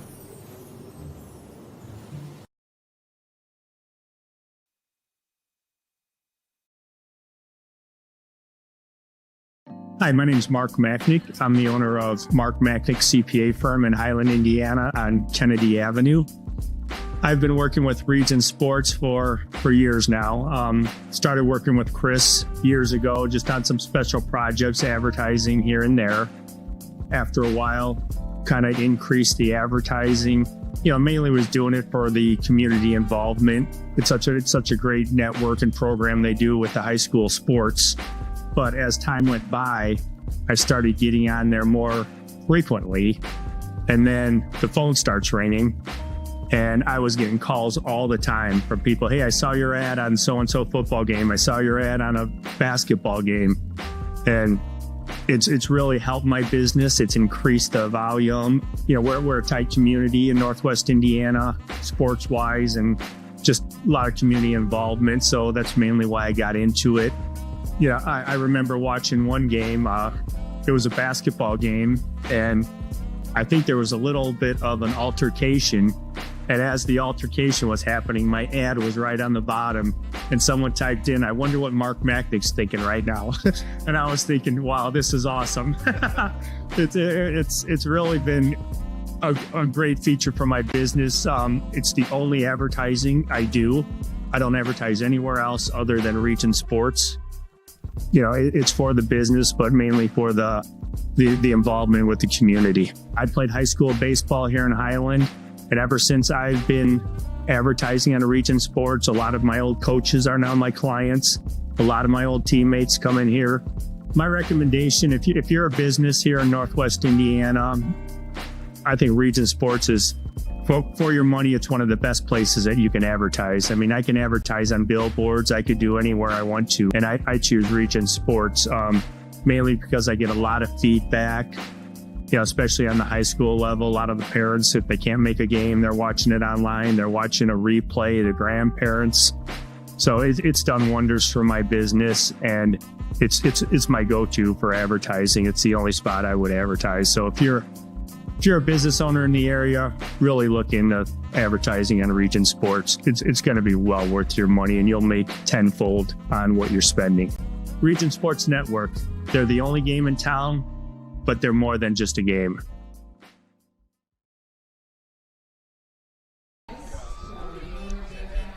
Halftime here at Wheeler, where the visiting Griffith Panthers lead the Wheeler Bearcats 14-10. Matchup between two top 10 teams in our RSN poll. Griffith number 5, Wheeler number 6. Man, it was funny. From last week to this week, both teams won last week, but yet the committee flipped them. So Griffith moved up to 5, and Wheeler went to 6. So it's an interesting flip. Maybe the committee sort of saw the writing on the wall. And so far this has been living up to the hype of this matchup too. You know, Griffith, you know, in the pregame, you know, they probably were posting that loss from last season. If I can find it here. 35-13. 35-13, yep, at the burial grounds, Boneyard. And it's just, I'm sure Coach Mason was pounding the boards, had that score written as they walked out to practice all week. It's been a first half that both teams really getting it done through the ground game. We had the one interception through the air for Welch for Wheeler, and it seemed like after that Griffith found their recipe, which was feed it to their two running backs, Desmond Nealon and Ventress Tedder, and the ground game for both teams has been really executed. Yeah, both teams have been able to run the ball very successfully, and also Wheeler has sort of found a little niche in throwing the ball deep. They've hit a couple of nice passes to Ty Vetical throughout the game, and he's been able to make some good moves, get open, get over to defense, but he was tackled, but he did big chunk plays, and that Griffith offensive line is just dominant right now. They are pushing the Wheeler Bearcats defensive line backwards, and they're picking up 5, 6, 7 yards of play running the ball. It seems like Griffith is their own worst enemy, because all of a sudden, the first 2 drives, they started back on 1st and 15 on some illegal procedure plays. Yeah, and the penalties, too, where we saw them even on that scoring drive where they had 3rd and close to 30, and they had to make something out of that. So if you think for the second half, both teams try to limit the penalties, because this is going to be a game where the way it's gone so far, it could be 1 or 2 plays that could be the difference in this one. I think the play, there's 2 plays that are determining the score of this game right now. And this is the 2 plays, I think. One, the Walsh dropped interception that all he had to do is catch it. He could have walked backwards. He could have done the Michael Jackson shuffle backwards into the end zone. That's how wide open he was. He had read that play perfectly. It was a swing pass to one of the running backs by Bullion. Bullion floats the ball out there. Walsh jumps too soon, and the ball just seems to go behind him, and he dropped it. And then the other big play was 3rd down and 32 for the Panthers. They punched in their second score on that particular drive, but that was the play. I think it sort of put Wheeler back on its heels for a little bit. So we'll see what the second half has in store for us. Take a look at how we got here. Yes, let's through take the a scoring look. recap. All right, here we go. Wheeler on the opening drive takes the ball down with 7:45 left in the first quarter. Ty Vetical with a 5-yard pass from Logan Fox puts them up 7-0. Then from there, for a little bit, next score was in the second quarter. Right at the opening of the second quarter is Vetris Tedder with a 10-yard run. That came at 10:40 in the second quarter. Is a Vetris Tedder quarter, so to speak, because he dominated that quarter. Had a 32-yard run that came at 4:59 in the second quarter as well. That puts the Panthers up 14-7. And then on a couple nice plays by Wheeler, they take the ball down and settle for a 27-yard field goal, and that came with 33 seconds left. That was Leo Vega on the field goal, and that's where we are right now, 14-10. It's going to be a great second half. Second half moments away. We will step aside. When we come back, we'll take a look at some other scores from around the region. You're watching Game Night on the Region Sports Network, the only game in town.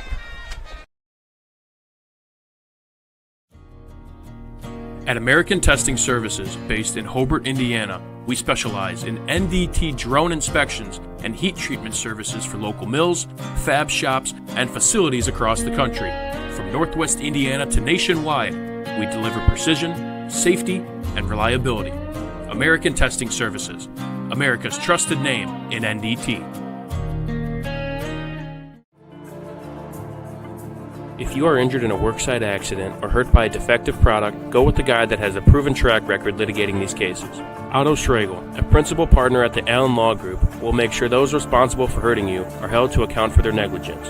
With multiple offices in Indiana and Illinois, you could reach them at 219-465-6292 or reach them out on the web at www.kenallenlaw.com.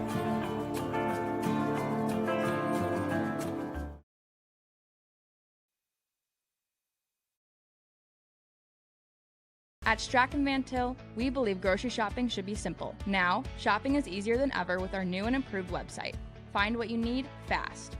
Browse your favorite products, add them to your cart, and check out in just a few quick steps. Choose between convenient in-store pickup or let us handle the heavy lifting. From our shelves to your doorstep. Skip the lines, shop your way, and spend more time on what matters most. With our rewards program, enjoy incredible savings and personalized offers every time you shop. Shop online now at strachanvantil.com or download our app today.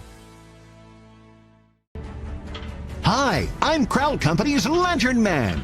If you're a contractor, it's my job to make your insurance coverage simple and affordable. Because I know time is money, I'll come to your business. Certificates and bonds are a snap. Wherever you are, whatever business you're in, we've got you covered.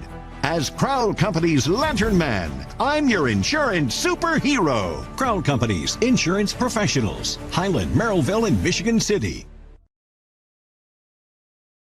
This scoreboard update is courtesy of your neighborhood Strachan Van Til Food Market.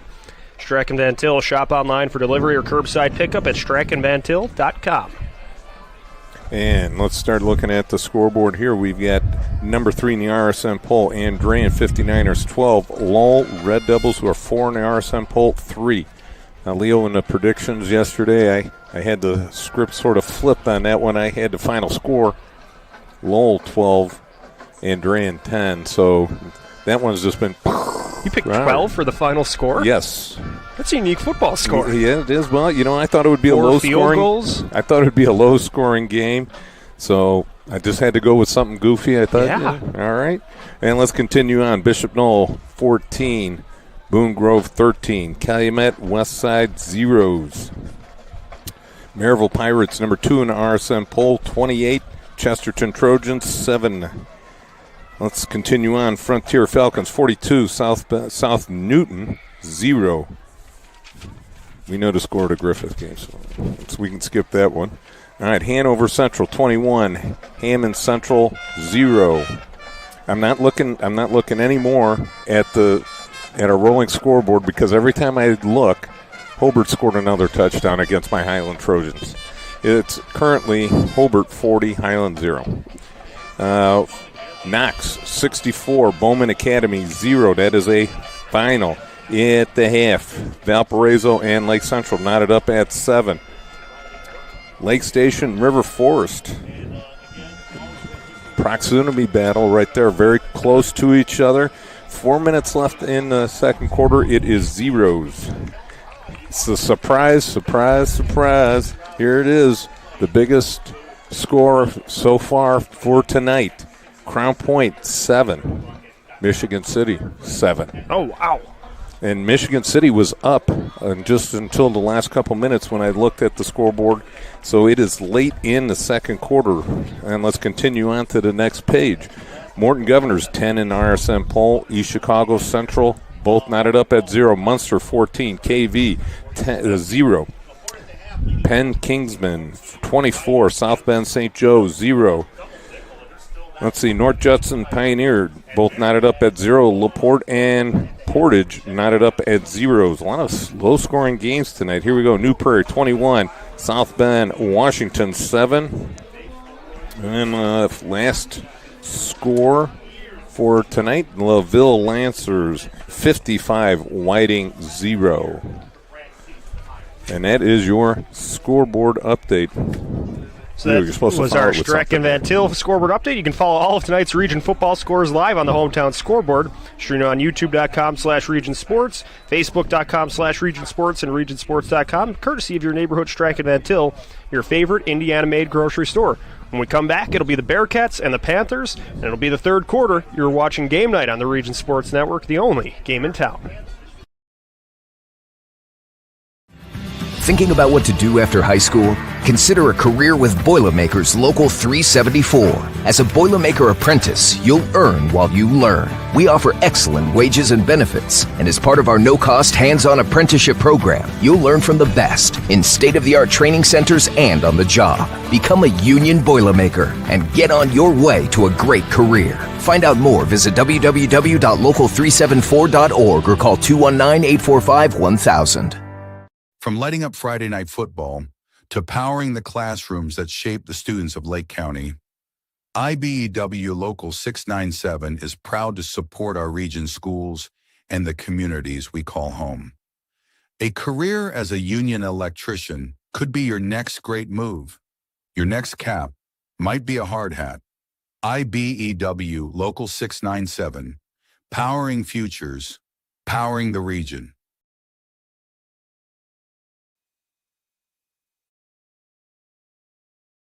Four Seasons Mechanical proudly serves Northwest Indiana, providing quality, reasonably priced, reliable service. With a quality and comfort guarantee, the professionals at Four Seasons Mechanical offer a wide range of services in heating, ventilation, and air conditioning. Whether it's residential or commercial, Four Seasons Mechanical is there 24/7. To find out more, the website is fourseasonsmechanical.com or give them a call at 219-756-7020. Four Seasons Mechanical, your indoor air quality specialist.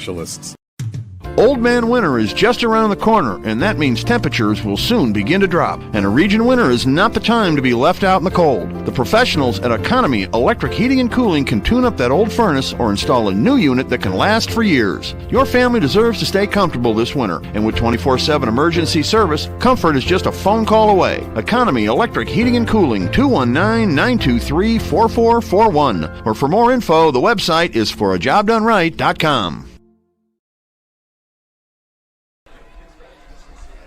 Visit regionsports.com, Facebook/Region Sports Nation, Instagram, and Region Sports Network for this week's Home Improvement Top 10 presented by Enigenberg Exteriors. Enigenberg Exteriors, you can find them on the web at ebergexteriors.com. In this matchup, Griffith, number 5 in that poll, and Wheeler, number 6. So 2 top 10 teams, and that's been living up to their billing so far. Yes, I really just want to just throw this in there, Leo. We've got a quick score update. Lake Station 6, River Forest nothing, with less than a minute to go before half. And yeah, you're right, Leo. We've got a great matchup here. I think this opening drive determines a lot on how the rest of this game is going to play out. If Wheeler can get them to punt, stop them, all of a sudden that tide that it seems like that Griffith offense has had is going to slow down. Now, if Griffith can take a sustained drive and just push it down the field, the Wheeler Bearcats going to have to adjust their game plan and start throwing on a lot more. This kickoff and all kickoffs are presented by Quintel Incorporated, handling jobs of all sizes throughout the country since 1994. Wheeler wearing the white helmets, black jerseys, black pants, kicking to Griffith. On the right side of your screens, wearing the gold helmets, white jerseys, and white pants. Leo Stauder, Jay Simmons with you for this Greater South Shore Conference matchup. Winner takes the conference crown. Vedical will look to hammer this one deep. Instead, he will skip it from the 40. It will roll its way to the 25. Scooped up by Wilson. He's going to wait and tries to twist to the right, and he'll be sent out towards his team's sideline. So that'll bring out the Griffith offense. Led at quarterback by Ryan Bouillon, the running backs Ventress Tedder and Desmond Nealon. Xavier Brown at tight end. Devon Thomaston, Jason Quillen, and Jalen Watson at receiver. The offensive line from left to right, Stanley Lesko, Logan Jimenez, TJ Bouillon, Gavin Edwards, and Grayson Verbich, as there's a man down for Griffith, so we can't he will be attended to. So that will bring the trainer onto the field, so we will... We're looking at the left knee right there. Get another read in here as... There we go. As soon as I can get through the binder here, but we will talk about check out the IBEW Local 697 electrifying plays from this week's football action. Visit regionsports.com, Facebook/RegionSportsNation, or on Instagram. The electrifying plays are presented by IBEW Local 697, the electrical professionals. I gotta throw that third down and 32 play in there. Yeah, that was one of the better plays we've seen all evening. So now the Panthers will start on their own 30. 10 yards to go. Bouillon at quarterback hands it off to Nealon, and he will be brought down behind the line of scrimmage. Yeah, number 16 for the Wheeler Bearcats. That was C.J. Schaefer, the outside linebacker, with the tackle, and it's one for a loss. Yeah, nice job by Wheeler, blitzing right into the play. So it's a 3-yard loss, backs the Panthers up to their own 27. They'll put Thomaston in motion. He's able to take the sweep, and Thomaston has room to go on the left side. Walks down the hash marks to the 40. So almost a little awkward. He had to receive the snap high, but then was able to turn it upfield for a Four Seasons Mechanical first down. Yeah, nice job. Once he got into that open field, he saw that he cut it back just a little bit against the grain. Instead of taking it all the way to the outside, he cut inside the tackle, found a big hole, and picked up the first down. So the Panthers move to their own 41-yard line. New set of downs from the left hash mark. Nealon takes it. He's going to slice to the right and dives forward for about 4 yards on the pickup. Again, that offensive line establishing the lean forward is the defensive line for the Wheeler Bearcats starting to wear out here a little bit. So 3 yards on the ground for Nealon. Moves him to the 44-yard line. Bouillon in the pistol. He's going to pass on this play. Sends a strike to the right to Quillen, and then Quillen will turn upfield into Wheeler territory. Will be stopped at the 45. It gets enough yardage for the Four Seasons Mechanical first down, brought to you by Four Seasons Mechanical in Merrillville. Yeah, it looks like a pickup about 12, 13 yards right there. Again, nice pattern by these Griffith receivers. They seem to be able to find the hole in the defense and sit there and wait for the pass. On first down, they'll hand it off to Nealon. He's going to move forward to the middle of the line. Will pick up a couple of yards. Yeah, again, getting that good push up front by the Griffith offensive line. Number 10 for the Wheeler Bearcats making the tackle. So that was Catone with the tackle. Makes it 2nd and 8.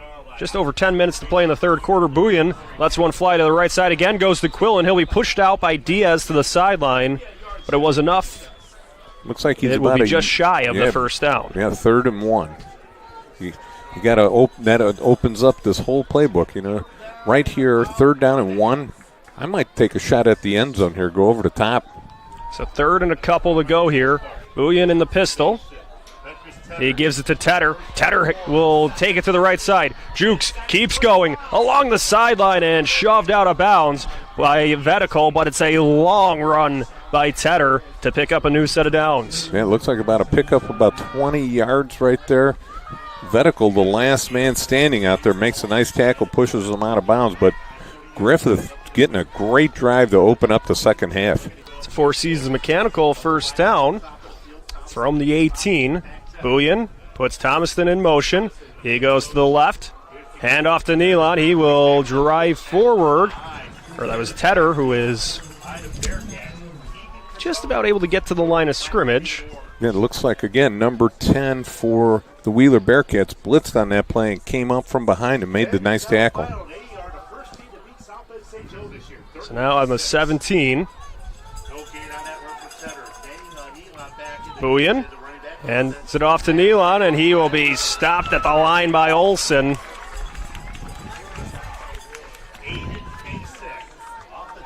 Yeah, what a great job by Wheeler right there, just stifling them right at the line of scrimmage. 2 plays in a row. Now it's going to be third down and a big play. Let's see what Griffith does. It looks like I would assume they're going to pass the ball here. They've been pretty successful going through the air. So they'll have 2 receivers to either side. Nealon, the running back, will go out to the left side as well. They'll adjust, put Thomaston in motion.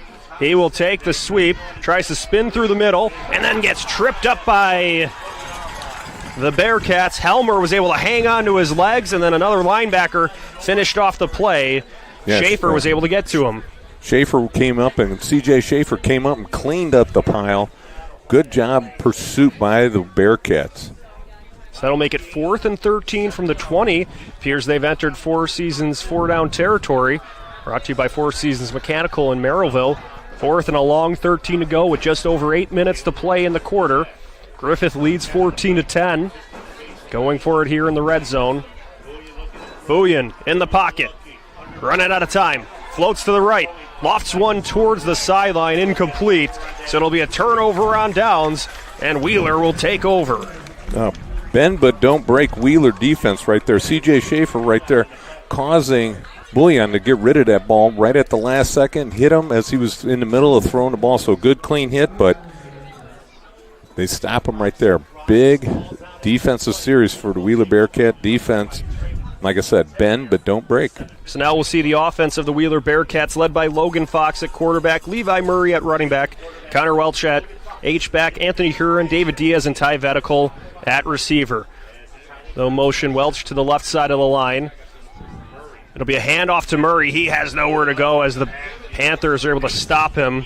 Litke with the tackle for loss. I still don't understand why they're not letting Logan Fox, I almost said Megan Fox, Logan Fox right there, get the handoff, fake the handoff, and then bounce it to the outside. Fox is able to run the ball, but they just haven't allowed him to run. I mean, Murray is good, but boy, every once in a while you got to throw that one out there. So 2nd and 12. They'll put Welch in motion to the left side of the line. Fox looking right to pass. Sends one to Vetical, and he makes the catch. Boy, Fox right there just floats that one out there. And you notice how he floated it out there and let Vetical adjust to the ball, and a very, very tough catch over the shoulder. Was able to hang on. Boy, that's his 3rd long pass catch of the day. It's a Four Seasons Mechanical first down. We'll move the Bearcats to their own 39-yard line. 7 minutes to go in the third quarter. They trail 14-10. Logan Fox in the pistol at the right hash mark. Levi Murray almost a little too eager to go there. And now the snap. It's a handoff to Murray. He takes it through the right side. Murray's going to run it to the 50. Wilson makes the play, but Murray keeps going where he'll eventually be sent out of bounds by Tedder. So Levi Murray avoided going out of bounds and then turned it upfield for an additional 8 yards for a long run. Yeah, Levi Murray took a big hit. The defensive player for Griffith didn't finish the tackle, and he was somehow was able to stay in bounds and then picked up, like you said, Leo, an extra 8 yards. Great balance by Murray right there. So it's a Four Seasons Mechanical first down. Moves them to Griffith's 40.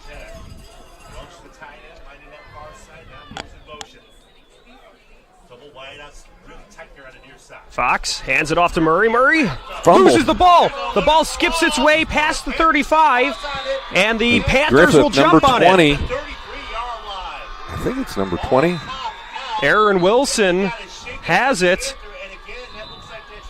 So there's a couple players down as Jalen Wilson down on the play. Aaron Wilson picked up the fumble. Levi Murray also a little slow to get up.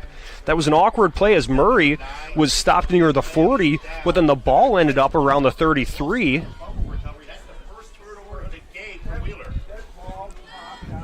I've never seen a ball roll that far forward on a fumble. Yeah, it seemed like nobody even knew it was out there, and all of a sudden everybody's looking, wait a minute, the ball's just rolling down the field with nobody on it.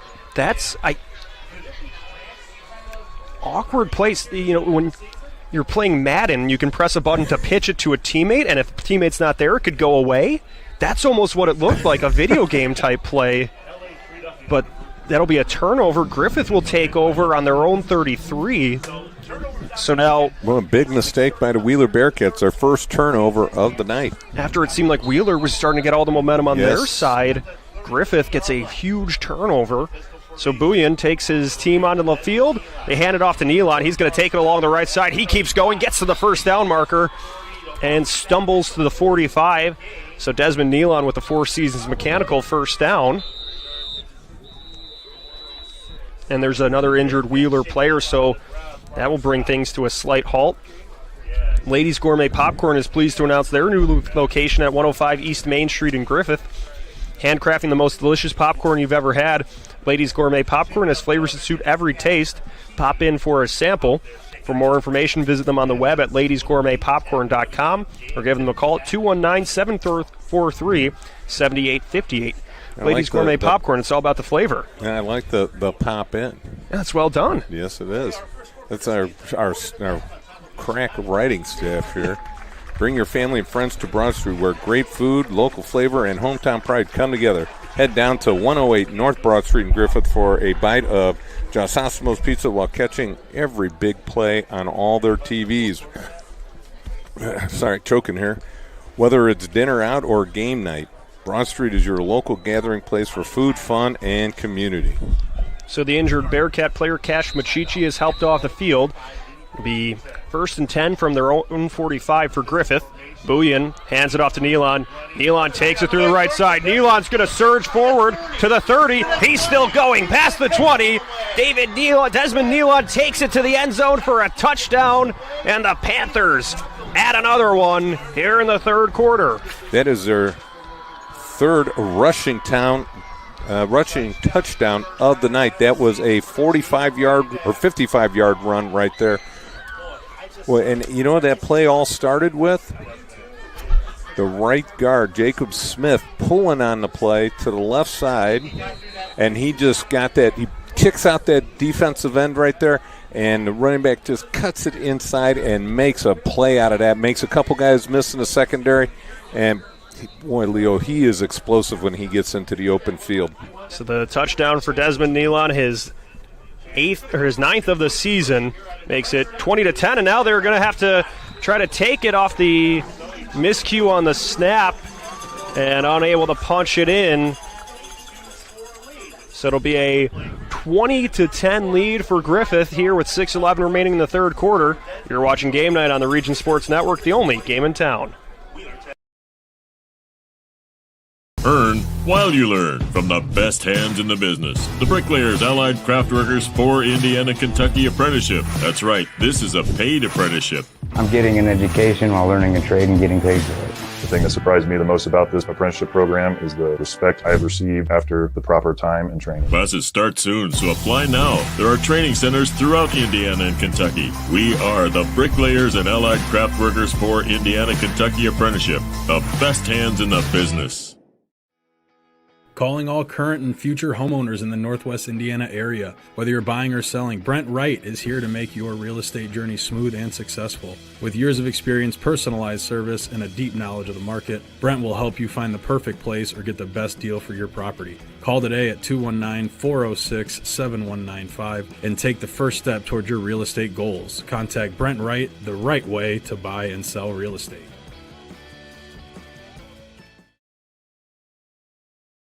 Kickoff and all kickoffs are presented by Quintel Incorporated, handling jobs of all sizes throughout the country since 1994. So Horniak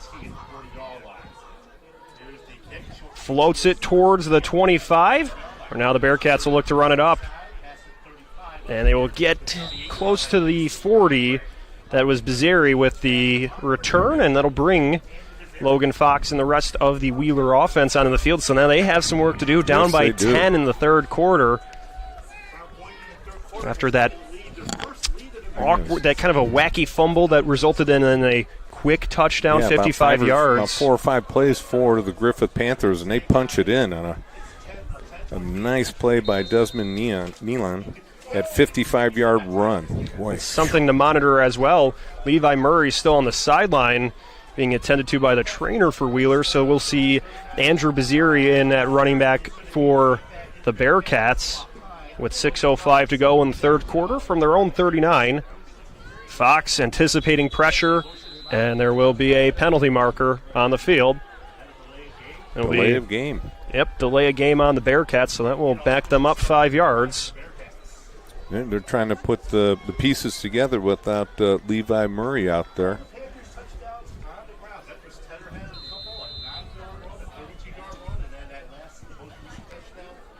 So 1st and 15 from the 34. Fox dropping back to pass. Sends one to the right to Vetical. He has some room to go at the 40. Vetical still going, crossing midfield.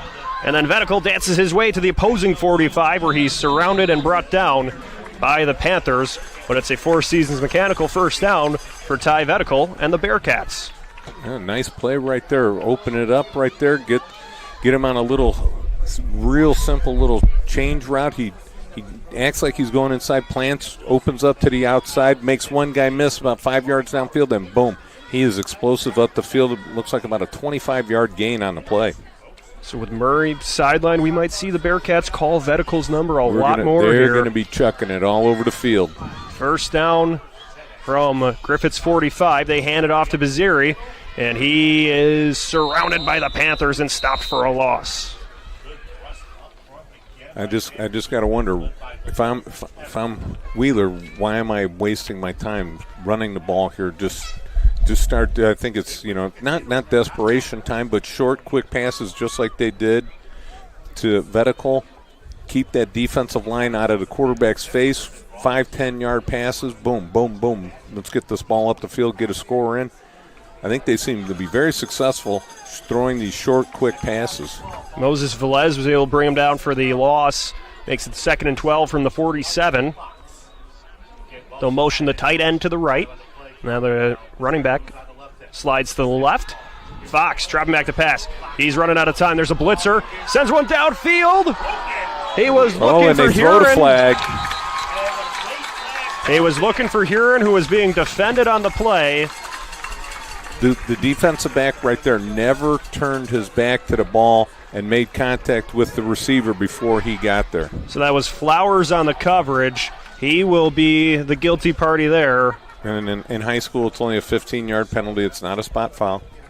So that will move things up as it was 2nd and 12 for the Bearcats. That will help them now get a first down, moving now deeper into Griffith territory. Yeah, it looks like they're going to spot the ball at the 31-yard line.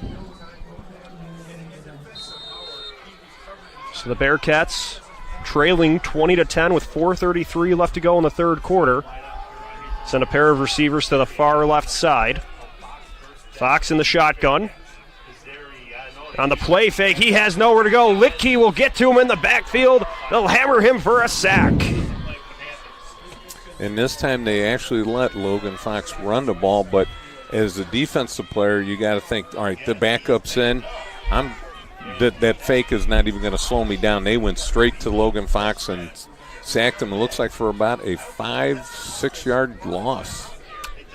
They've got to stay with that short passing game here. So you've got 3 downs to get it. It was Litke with an assist from Cortez for the loss. Makes it 2nd and long for the Bearcats. And they'll adjust things, sending 2 receivers to the left, 1 to the right. The tight end moves to the right side of the line. Fox, he's going to pass here. Unleashes one. It was a few steps ahead of Vetical and skips incomplete. Right there, Griffith again had 6 guys up on the line of scrimmage and sent them all. One of them came free, and that's what happened to Logan Fox. He saw that blitzer coming and just didn't have enough time to let that route develop to where he could throw it nice and easy right in there. So that makes it 3rd and 15 from the 36. These two teams have no problem on 3rd and long situations. Right now, just a real quick update, Crown Point and Michigan City knotted up at 14. Fox motions the tight end to the right. Steps back to pass all the way to midfield. Sends a short route to Welch, and he'll be stopped near the line of scrimmage. Litke was able to hang on to him and bring him down. This will be 4th down. Yeah, Litke must have been in the huddle because it was a little screen pass to Walsh, and he was right on it. And again, Logan Fox had 2 or 3 guys all over him. I know on a screen pass, yeah, you want that penetration, you want those guys coming upfield. Not that fast, though.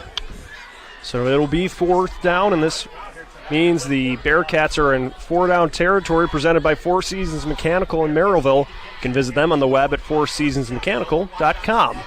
2:45 left to go here, 4th and 15 from the 36. And looked like the left guard might have jumped. Coach Testa called a timeout by the Bearcats. So 3rd quarter action. You're watching Game Night on the Region Sports Network, the only game in town. At Strachan Van Til, we believe grocery shopping should be simple. Now, shopping is easier than ever with our new and improved website. Find what you need fast. Browse your favorite products, add them to your cart, and check out in just a few quick steps. Choose between convenient in-store pickup or let us handle the heavy lifting. From our shelves to your doorstep. Skip the lines, shop your way, and spend more time on what matters most. With our rewards program, enjoy incredible savings and personalized offers every time you shop. Shop online now at strachanvantil.com or download our app today.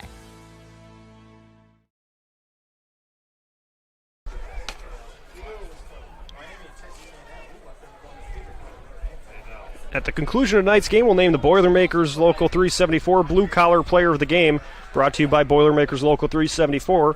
Earn while you learn with Boilermakers Local 374. So Wheeler takes their first time out. We'll head back to the line of scrimmage. They have a ways to go here. 4th and 15 from the 36. They need to get it to the 21 for a first down. Trailing 20-10 here in the 3rd quarter. 2:40 left to play. They'll send Welch, the tight end, to the right side of the line. Fox dropping back to pass, looking downfield. Lets one fly to the right side. It is tipped and broken up. And that will be a turnover on downs as it falls incomplete in the end zone. It looked like Griffith had a town meeting at the quarterback because Logan Fox just got drilled by about 3 different guys just as he was releasing the ball. If he'd had that split second just to take a little bit off it, I think he had to hurry up and just get it out of his hands. If he'd had that split second longer to throw that ball, he might have had a wide receiver wide open. It looked like a post pattern. He had the defensive back split, and he was open. Just had to have been just a tad more accurate. We saw Anthony Huron, the wide receiver, had to go airborne to try to get that. And that'll be a handoff to Nealon on first down. He keeps dancing forward, gets close to midfield for about 12 yards. It's a Four Seasons Mechanical first down. Yeah, nice job, number 11 for the Wheeler Bearcats making the tackle. That's David Diaz. So that was also shoestring tackle. The 3rd 4th down stop the Griffith defense has made as there's a penalty marker as Nealon plunges forward. He's still going to the 40. But we will see if this one's coming back. Illegal motion, illegal shift maybe by the Griffith Panthers. Yeah, it might have been movement going forward. One of the receivers close to our side just sort of stopped in his tracks and just went, So that erases what would have been a good pickup for Desmond Nealon, but instead it will send the Panthers backward about 5 yards.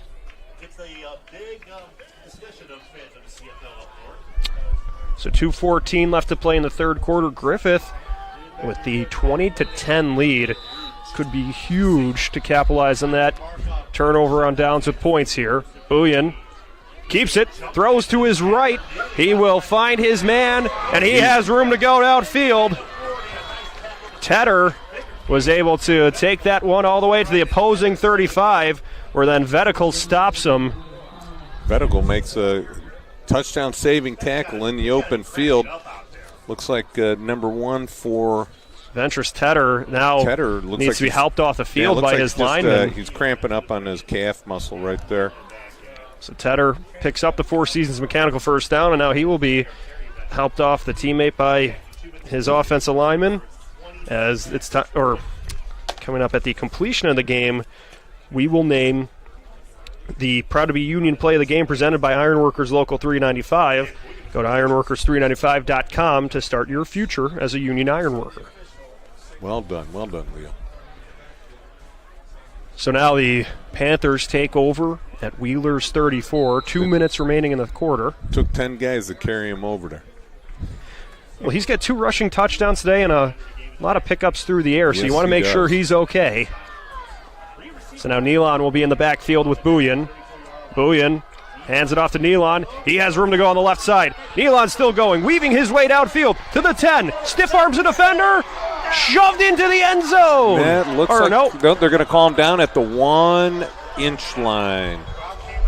So David Nealon, the back judge makes a good call right there. Looked like his knee hit right before he went in for the touchdown.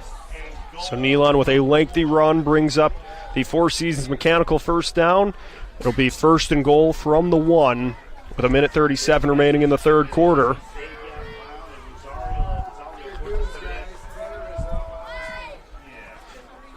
Boy, Griffith, again, just big chunk plays offensively on the ground. Not really relying that much on the passing game tonight. So Bouillon will have Nealon in the backfield with him. Everybody else close to the line. They put Thomaston in motion. It's a handoff to Thomaston. He will drive towards the goal line. It looks like he will lost not get there. Went backwards, if anything. Yeah, so second and goal. Second and goal from the 2-yard line now. So he did lose a yard, and they were looking to get Devon Thomaston involved.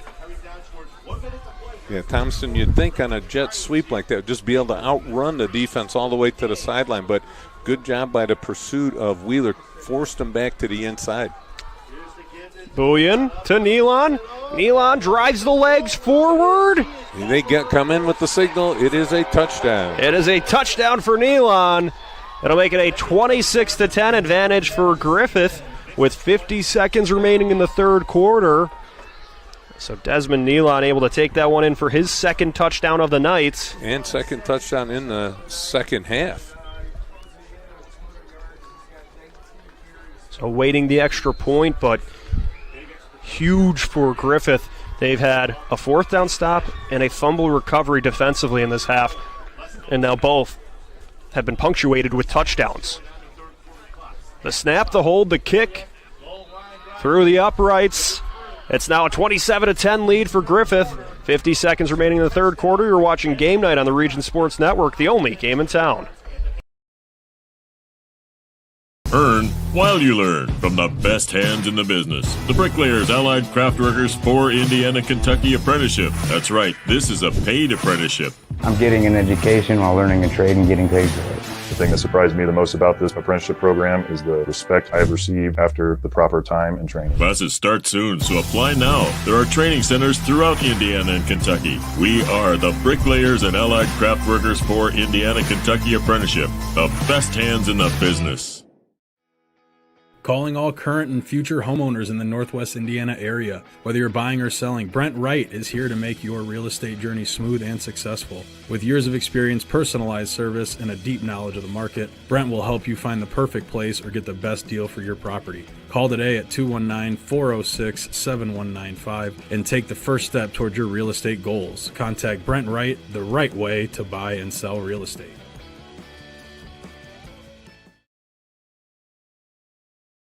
This kickoff and all kickoffs are presented by Quintel Incorporated, handling jobs of all sizes throughout the country since 1994. So Griffith with a 27-10 lead, awaiting this kick. Horniak sends it in the air to the 30.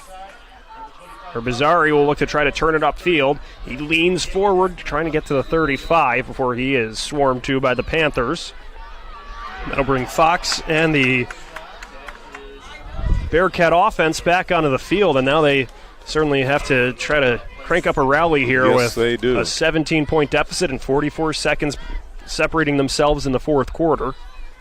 It's gonna be time for the Logan Fox Air Show. See if they can. Oh, personal foul against. Now that helps the cause for Wheeler. Sure does, as that'll move them up midfield. So this is the point in the game, too, where you want to avoid those penalties, especially those personal fouls that That's right. You do something that is within your control that then hurts your team. So now the Bearcats take over at the 50. Fox in the shotgun with Baziri to his right. They'll put Vetical in motion. There's a penalty marker on the field. Fox has to take it. He dives forward, but this one likely will not count. And now Fox is in some discomfort as well. Yeah, another player cramping up on the field. Well, now he's going to have to come out of the game because the official has blown the play dead. So we'll see Ty Schaefer, the freshman who did throw a couple passes last game against Whiting in that 52-0 win for the Bearcats. Yeah. It looks like they are going to call a legal shift against. It looked like it was on Vetical when they were moving him on that right side. Almost kind of got that running head start. And well, now you've got Levi Murray and now Logan Fox coming out of the game. Be sure to stay connected with all things Region Sports by supporting and following us on social media. We're always active on YouTube, Facebook, Instagram, X, and online at regionsports.com. Celebrating over 25 years, we're proud to still be the only game in town. So Ty Schaefer, the freshman, called into action here. He was thinking he wasn't going to be playing tonight. It's homecoming, it's senior night. A lot of fans in attendance, both sides bleachers full, and now the freshman has all those eyes on him here. So we'll see, especially now, if you had to go to the freshman quarterback, especially with Levi Murray out too, you're kind of wondering what exactly they're going to call here as Fox is making his way off the field here. So he'll have to probably sit out here, and then they'll bring him back in at the next player in the fourth quarter. Chug some water and get back on the field. It looks like it's just some cramps in his calf muscles. 1st and 15 for the Bearcats from their own 45. 38 seconds remaining in the third quarter. We'll see just how they want to play this with Ty Schaefer and Andrew Baziri in the backfield. They're going to hand the ball off. Griffith's got everything up on the line of scrimmage except for the kitchen sink. Baziri, also a freshman. He takes the handoff. He has room to go, and he will get about 5 yards, stopped at midfield. And so now that will likely be the last play of the third quarter as Fox and Schaefer will trade places. But we will go to the break first. So one more quarter to go. Griffith with a 27-10 lead over Wheeler. This should be a good one towards the finish. You're watching Game Night on the Region Sports Network, the only game in town. Flip the switch, a light turns on. Press the button, machines and instruments come to life. Touch the screen, communicate with the world. Simple tasks, guaranteed results, every second of every day. That's the power of power. And that's the power brought to you by the NECA contractors and electrical workers of Local 531.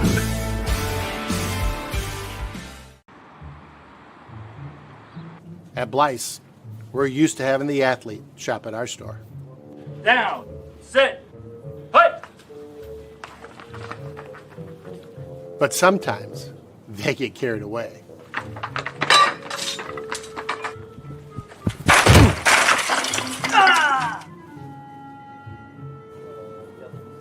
Blyce, this is where the athlete shops.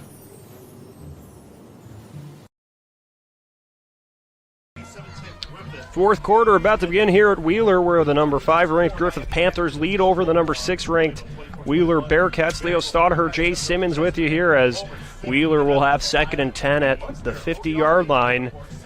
And the winner of this game will take the Greater South Shore Conference title.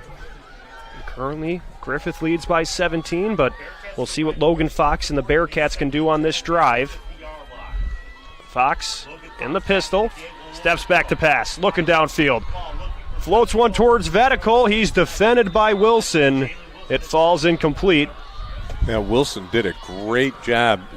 That time he got his head turned around, was looking at the ball, a little bit of hand fighting between him and Vetical, but otherwise well covered. You know, if you're Wheeler, you've got to start taking shots down the field, and why not throw it up to your best receiver who's made some great plays throughout the game. So the incompletion makes it 3rd and 10 at the 50. So Fox and the Bearcats have it at the hash mark closest to their sideline. They're waiting for the officials to get set. Fox in the pistol with Baziri behind him.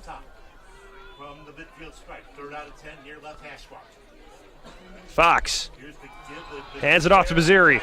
He goes along the left side, rumbling forward towards the 40. He gets tripped up. There's a penalty marker in the backfield, though.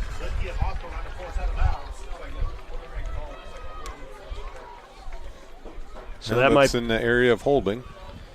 So it was a good run by, I believe that's actually Machichi. Cash Machichi with the run there, but it will instead be going backwards for the Bearcats.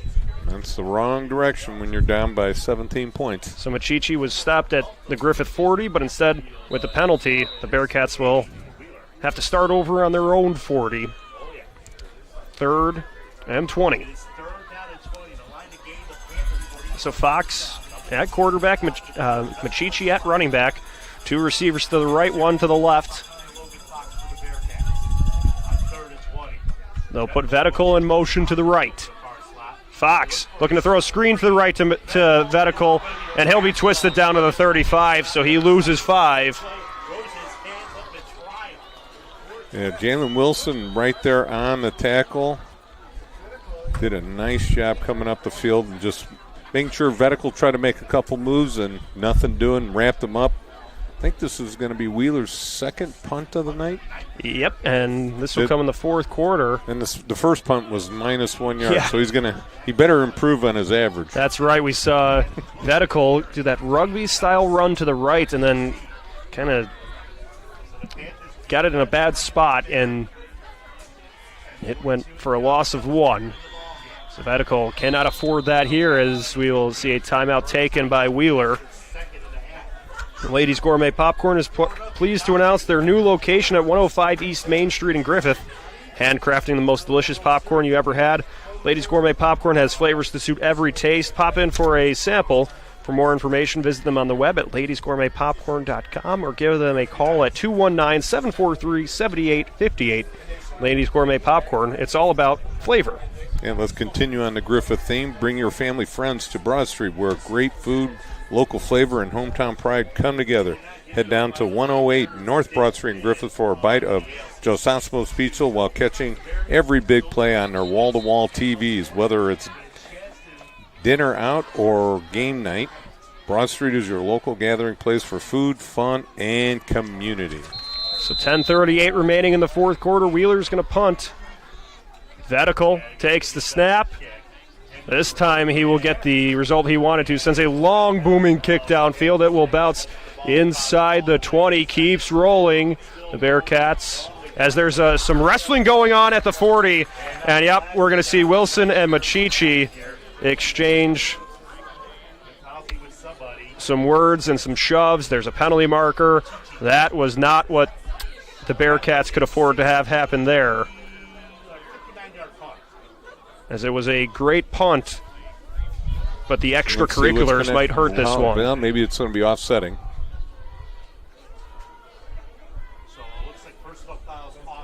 So they will be offsetting. And the play stands as it is. So it'll be a first down for Griffith And that was a great punt by Vadical, so shakes off what happened last time and now pins the Panthers inside the 10. Let's see where that spot is. It'll be at the 4, it looks like. Yep, it looks like. So it's going to be at the 4-yard line. Great call, Leo. So that one didn't even have to use the binoculars. It's also on the scoreboard. Well, I can't see that. So now Buyan will hand it off to Nealon, and he gets a couple yards upfield before the Bearcats are able to get to him. Yeah, it looks like Nealon just about 3 or 4 yards on the play. Looks like about 3. So Desmond Nealon. Now for Griffith, the clock is your friend. They're just going to lean on that offensive line. Nealon takes this one from the left side. He shakes through one defender, keeps going past the 20 before he's angled out of bounds. So Desmond Nealon with a long run gets the Panthers out of trouble with the Four Seasons Mechanical first down. Yes, he does. Gets them out of their own end zone.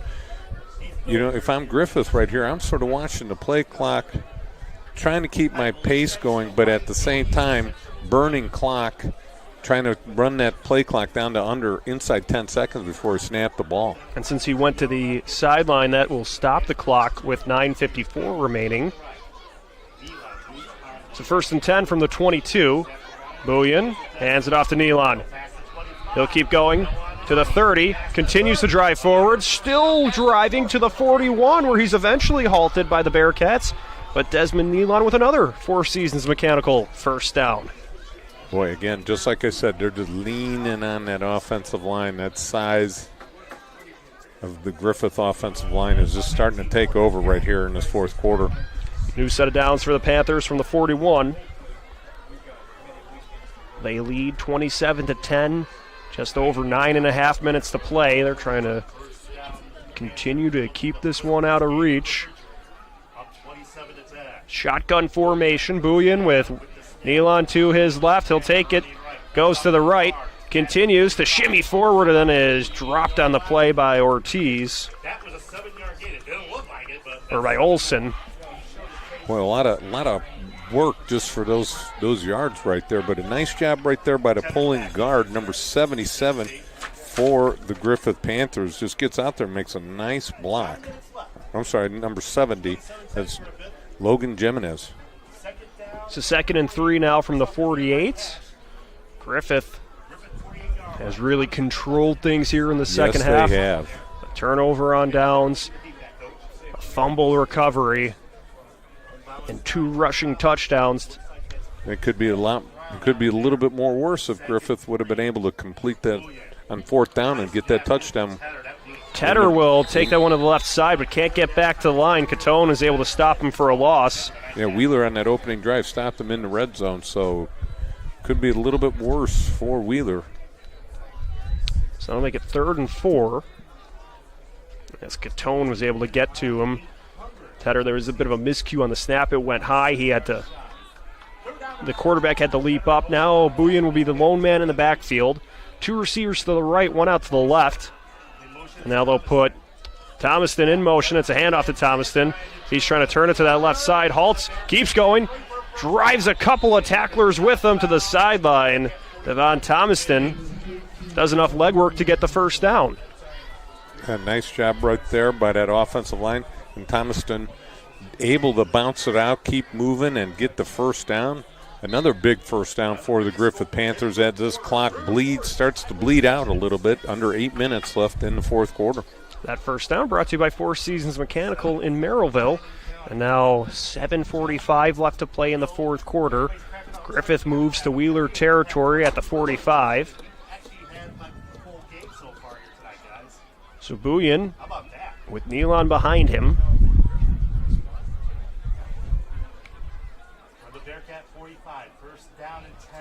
The snap, the handoff to Nealon. He shrugs past one defender, keeps going, has a group of white helmets surrounding him, and he's stopped just short of the first down marker.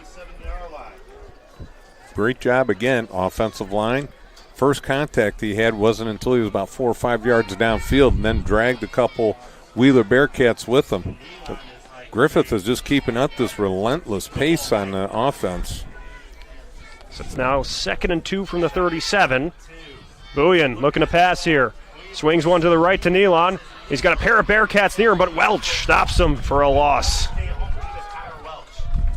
Yeah, 2 Bearcats out there read that play perfectly. Schaefer and Welch. And Welch. 18 and 16, so both their numbers look the same. And it was Schaefer who made the tackle. Welch got the assist.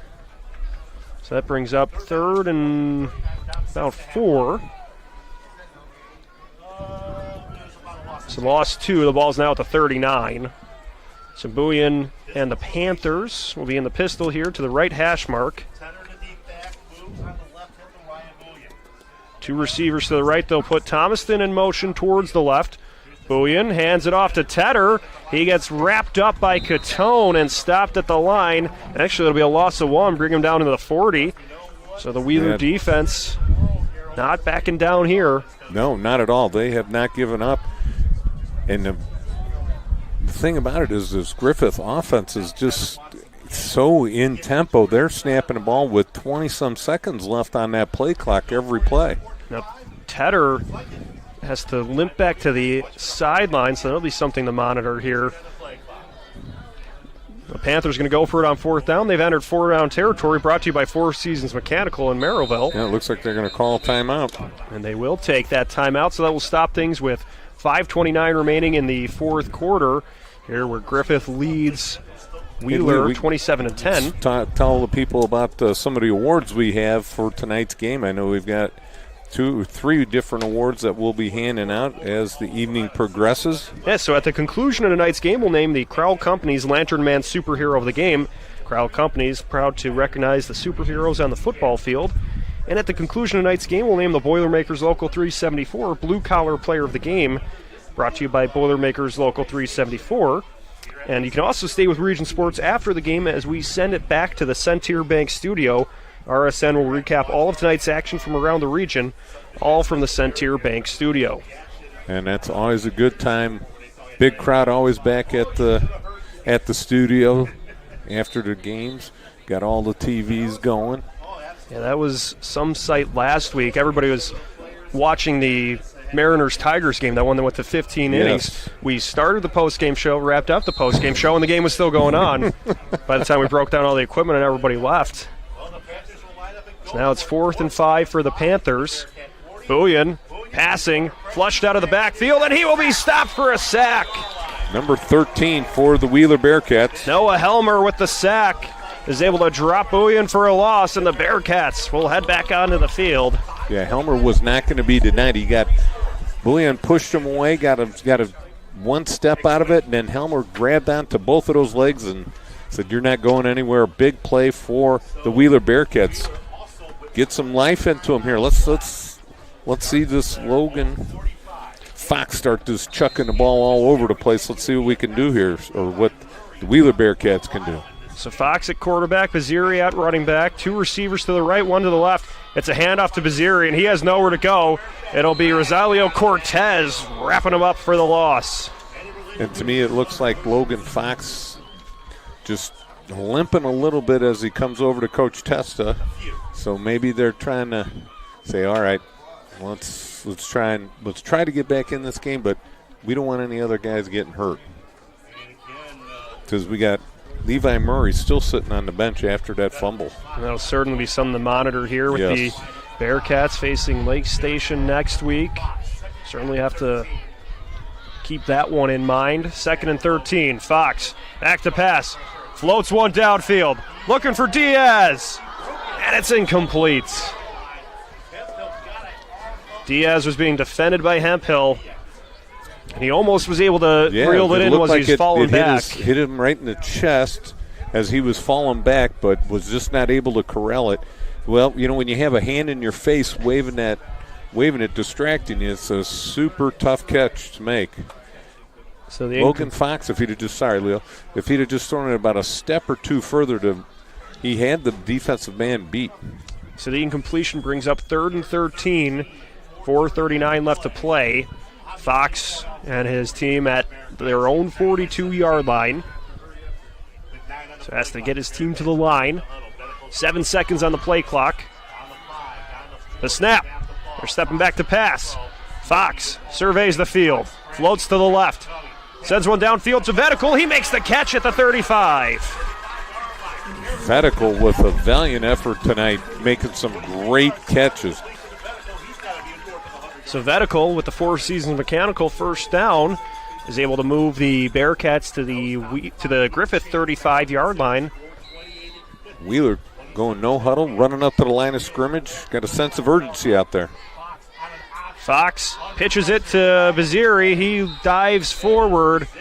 As there's also a penalty marker, so we'll get this sorted out. Maybe a legal shift. Oh, holding right at the point of attack there. You saw that flag come out. So they were trying to run that speed option to the right. It was nearly a pickup of maybe 1 for Baziri, but instead it'll be a penalty that sends them backward. Can't 10. stand prosperity right there for the Wheeler Bearcats. Get a nice catch by Vetical, and now they go backwards. Again, sort of a head scratcher. Why are they running the ball? 1st and 20. Fox dropping back to pass. Under pressure in the backfield. He's got Litke on his tail. He keeps going, dives forward towards the 40. So he's able to pick up a few yards on the scramble. Yeah, you can tell Fox is struggling out there, just toughening it out. Looks like one of his legs is bothering him still quite a bit from that cramping earlier in this quarter. So we see Ty Schaefer, the backup quarterback, right next to him as he's getting the play call. Fox will head back to the huddle, though. 2nd and 17 from the 42. So the junior Logan Fox battling here tonight.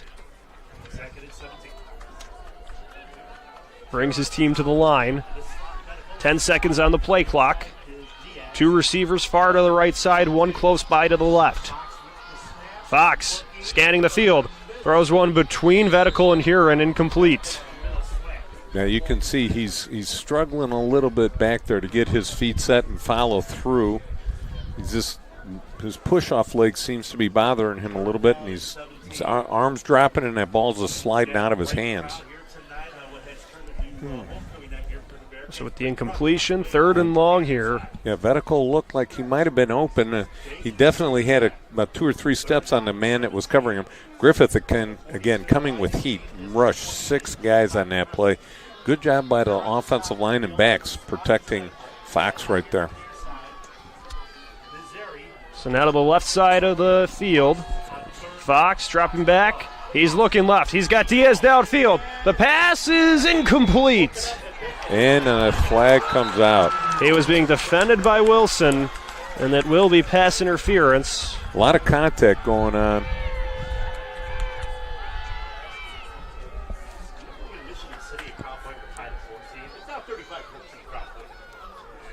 So that would have brought up 4th and long, but instead this will move the Bearcats up 15. Looks like, is that number 24 Griffith down there? Yeah, that was Aaron Wilson. Looks like he's hurting a little bit. So 3rd and about 2 now for the Bearcats. 3:11 left to play. Fox hands it off to Baziri. He has room through the middle. He's going to weave forward and is twisted down. The ball pops out. The ball pops out, and the Panthers have it. Thomaston is carrying it upfield, so Wheeler nearly got the first down. Instead, it's a fumble. It's the 2nd turnover for the Bearcat offense. Thomaston recovers, and now Griffith will take over with 3:04 left to play and a 17-point lead. And Leo, you can really see it out there. Wheeler is really struggling to keep up with the physicality and the speed of Griffith. They are just a beaten team physically right now. Maybe their spirit is not, but they are just, it seems like they're catching more than they're receiving. So 3:04 left to play. Griffith takes over on their own 27. Buyan hands it off to Nealon. Nealon drives to the left side. He's got room to go at the 40. Crosses midfield. Still charging downfield to the 30. 20-15. And he'll send a couple of defenders tumbling over as he is forced out of bounds. So David Nealon with a huge run, taking it from his own 27 close to the opposing 10-yard line. Wow, what a great run right there. Nealon takes it all the way to the 12. Explodes down the field. Big chunk play again for that offensive line. And do we also have a penalty marker being thrown?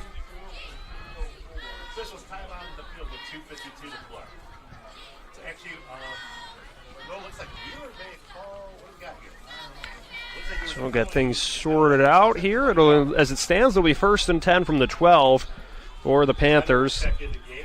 2:52 remaining. And we'll have a timeout taken by Wheeler. Stops things with 2:52 remaining in the fourth quarter. Griffith leads 27-10. You're watching Game Night on the Region Sports Network, the only game in town.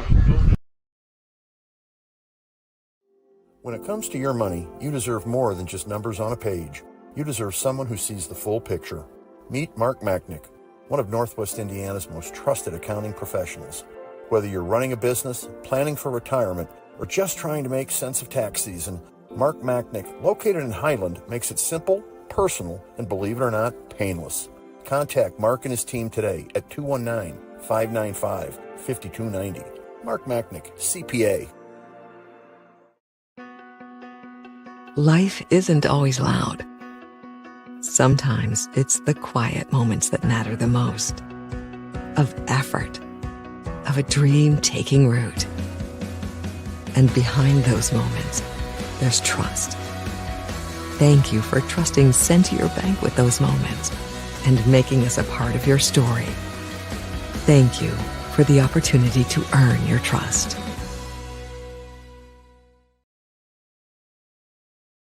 First and 10 from the Panthers from the 11. They hand it off to Nealon, and he'll be stopped by a group of Bearcats near the 10. So Helmer and a couple of his friends able to stop Nealon there for a 1-yard gain. Griffith again just working on that pace of this game is crazy, how they're not letting that play clock run down. They're snapping with 20 seconds left. 2nd and 9 from the 10. Nealon takes it through the middle, and he will step all the way to the end zone. His 3rd touchdown of the night. Desmond Nealon, have a day. Makes it 33-10 for the Panthers. How about it? The running backs of Griffith have had an outstanding game.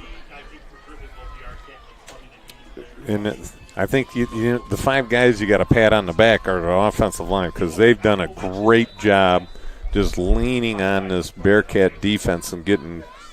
I don't even think he got touched on that play. That would be Stanley Lesko, Logan Jimenez, DJ Bouillon, Gavin Edwards, and Grayson Verbich, the unsung heroes, the offensive line of the Griffith Panthers, as they lead 33-10, awaiting this PAT.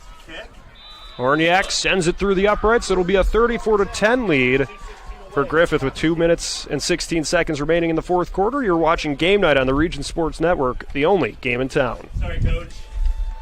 Sorry about that. Griffith's got to do a better job with the PAT. Yeah.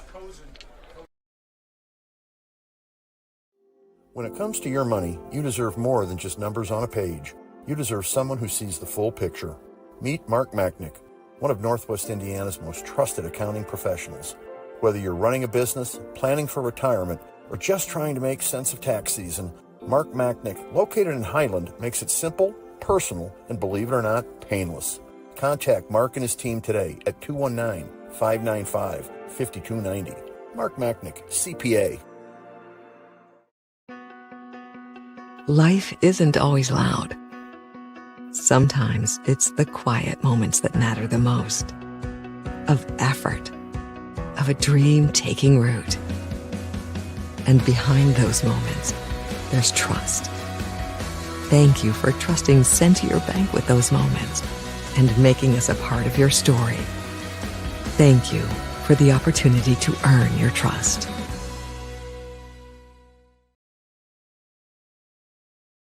This kickoff and all kickoffs are presented by Quintel Incorporated, handling jobs of all sizes throughout the country since 1994. Griffith leads over Wheeler 34-10 with 2 minutes and 16 seconds remaining. Horniak drills this one into the front line, and the Bearcats are able to dive on it, and they'll take over around the 44. So the Bearcat offense will take the field one more time with 2:12 remaining, trailing by 24, looking to fight their way towards the end goal line. I think if you're both teams now, all of a sudden you're playing to make sure you're going to be ready for next week. You know, to start pulling some starters out. Because Wheeler, they'll have Lake Station next week. Griffith, they'll be playing against Bishop Knoll. Both teams will be on the road. Fox hands it off to Baziri. That's Machichi. He drives forward towards the logo. Looks like he picks up about 4 yards on first down. So Machichi with the pickup is able to get close to midfield, just shy of the 50 at the 49. So we're under 2 minutes to go here. And I think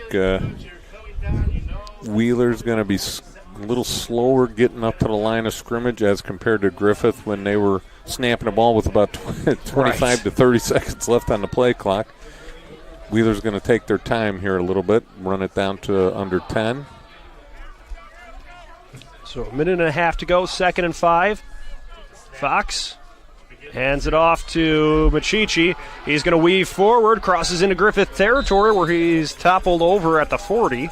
Yeah, nice pickup of 10 yards for Machichi right there. So Cash Love the last name. Yeah, with the Four Seasons Mechanical first down. That's a name, remember, from the Wheeler baseball season, just because I remember saying that name several times. And what position do you, by chance, do you remember? Outfield, maybe. Okay, all right. So now it's 1st and 10 from the 40. Certain names just stick with you when you say them a few times a game. And here's Cash Machichi again. Takes it to the left side of the line to the 35, and they'll be forced out of bounds. So a good burst to the sideline there from the running back. Looks like he's about a yard or two short of the first down.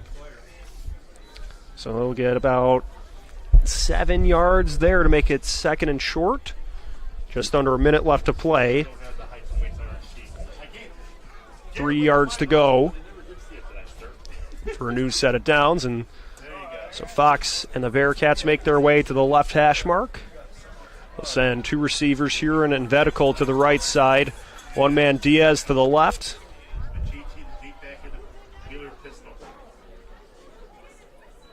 So Fox stepping back to pass on first down. Lets one fly to the right side, looking for Huron, and it's batted away by Thomaston. Yeah, it looked like the receiver he was looking for was number 5. Vetical. Yep, Vetical. And then Thomaston just went up in the air and swatted it away. Yeah, great job. Well, you know what? You're up by that many points, you can play a deep center field, and then as soon as you see that quarterback eyes turn to one side, start breaking towards the ball. And he did it perfectly timed, just swatted it away. Great job. So now it's 3rd and 3 from the 33. So threes are wild here late in the 4th quarter. 48 seconds to go. Fox under pressure from Litke, and Litke will bring him down in the backfield for the loss. So Litke gets the sack. That'll bring up 4th down. And the play clock has not started yet, so they have not whistled the ball in. So it's going to be about 8 seconds differential, so they do not have to snap the ball. So that will do it here. Griffith will defeat Wheeler 34-10. They will win their first Greater South Shore Conference championship since 2018. They improved to 8-1 on the season. Wheeler will fall to 7-1. And next up for both of these teams will be the postseason. Yes, it will, and it's both teams. Hopefully nobody got seriously injured or anything, so hopefully everybody's fresh and ready to go for next week. Griffith really exploded in the second half. You know, a couple big plays. Even though they got stopped on that opening drive and ended up not getting a touchdown, they took the ball down the field, and all of a sudden, boy, you could just sense that dominance on the offense and defensive lines for the Griffith Panthers, and you could just see as as the game progressed that Wheeler was starting to wear down, and those explosive backs of Griffith just dominated the second half, and the scoreboard is an indication of that. So we'll step aside. When we come back, we'll hand out some post-game hardware. So we also have a bit of a firework display, too. You're watching Game Night on the Region Sports Network, the only game in town. At Strachan Van Til, we believe grocery shopping should be simple. Now, shopping is easier than ever with our new and improved website. Find what you need fast. Browse your favorite products, add them to your cart, and check out in just a few quick steps. Choose between convenient in-store pickup or let us handle the heavy lifting. From our shelves to your doorstep. Skip the lines, shop your way, and spend more time on what matters most. With our rewards program, enjoy incredible savings and personalized offers every time you shop. Shop online now at strachanvantil.com or download our app today. Hi, I'm Crowell Company's Lantern Man.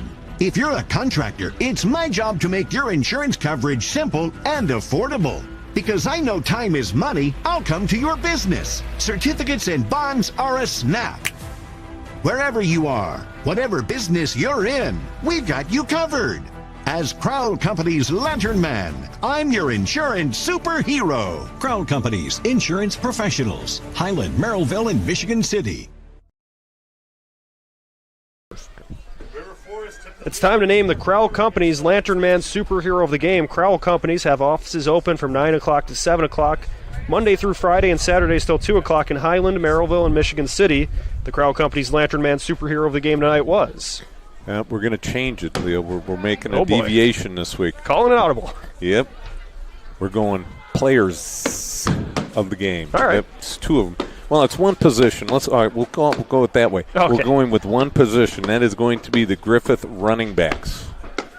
You've got Vetras Teeter with 2 touchdowns.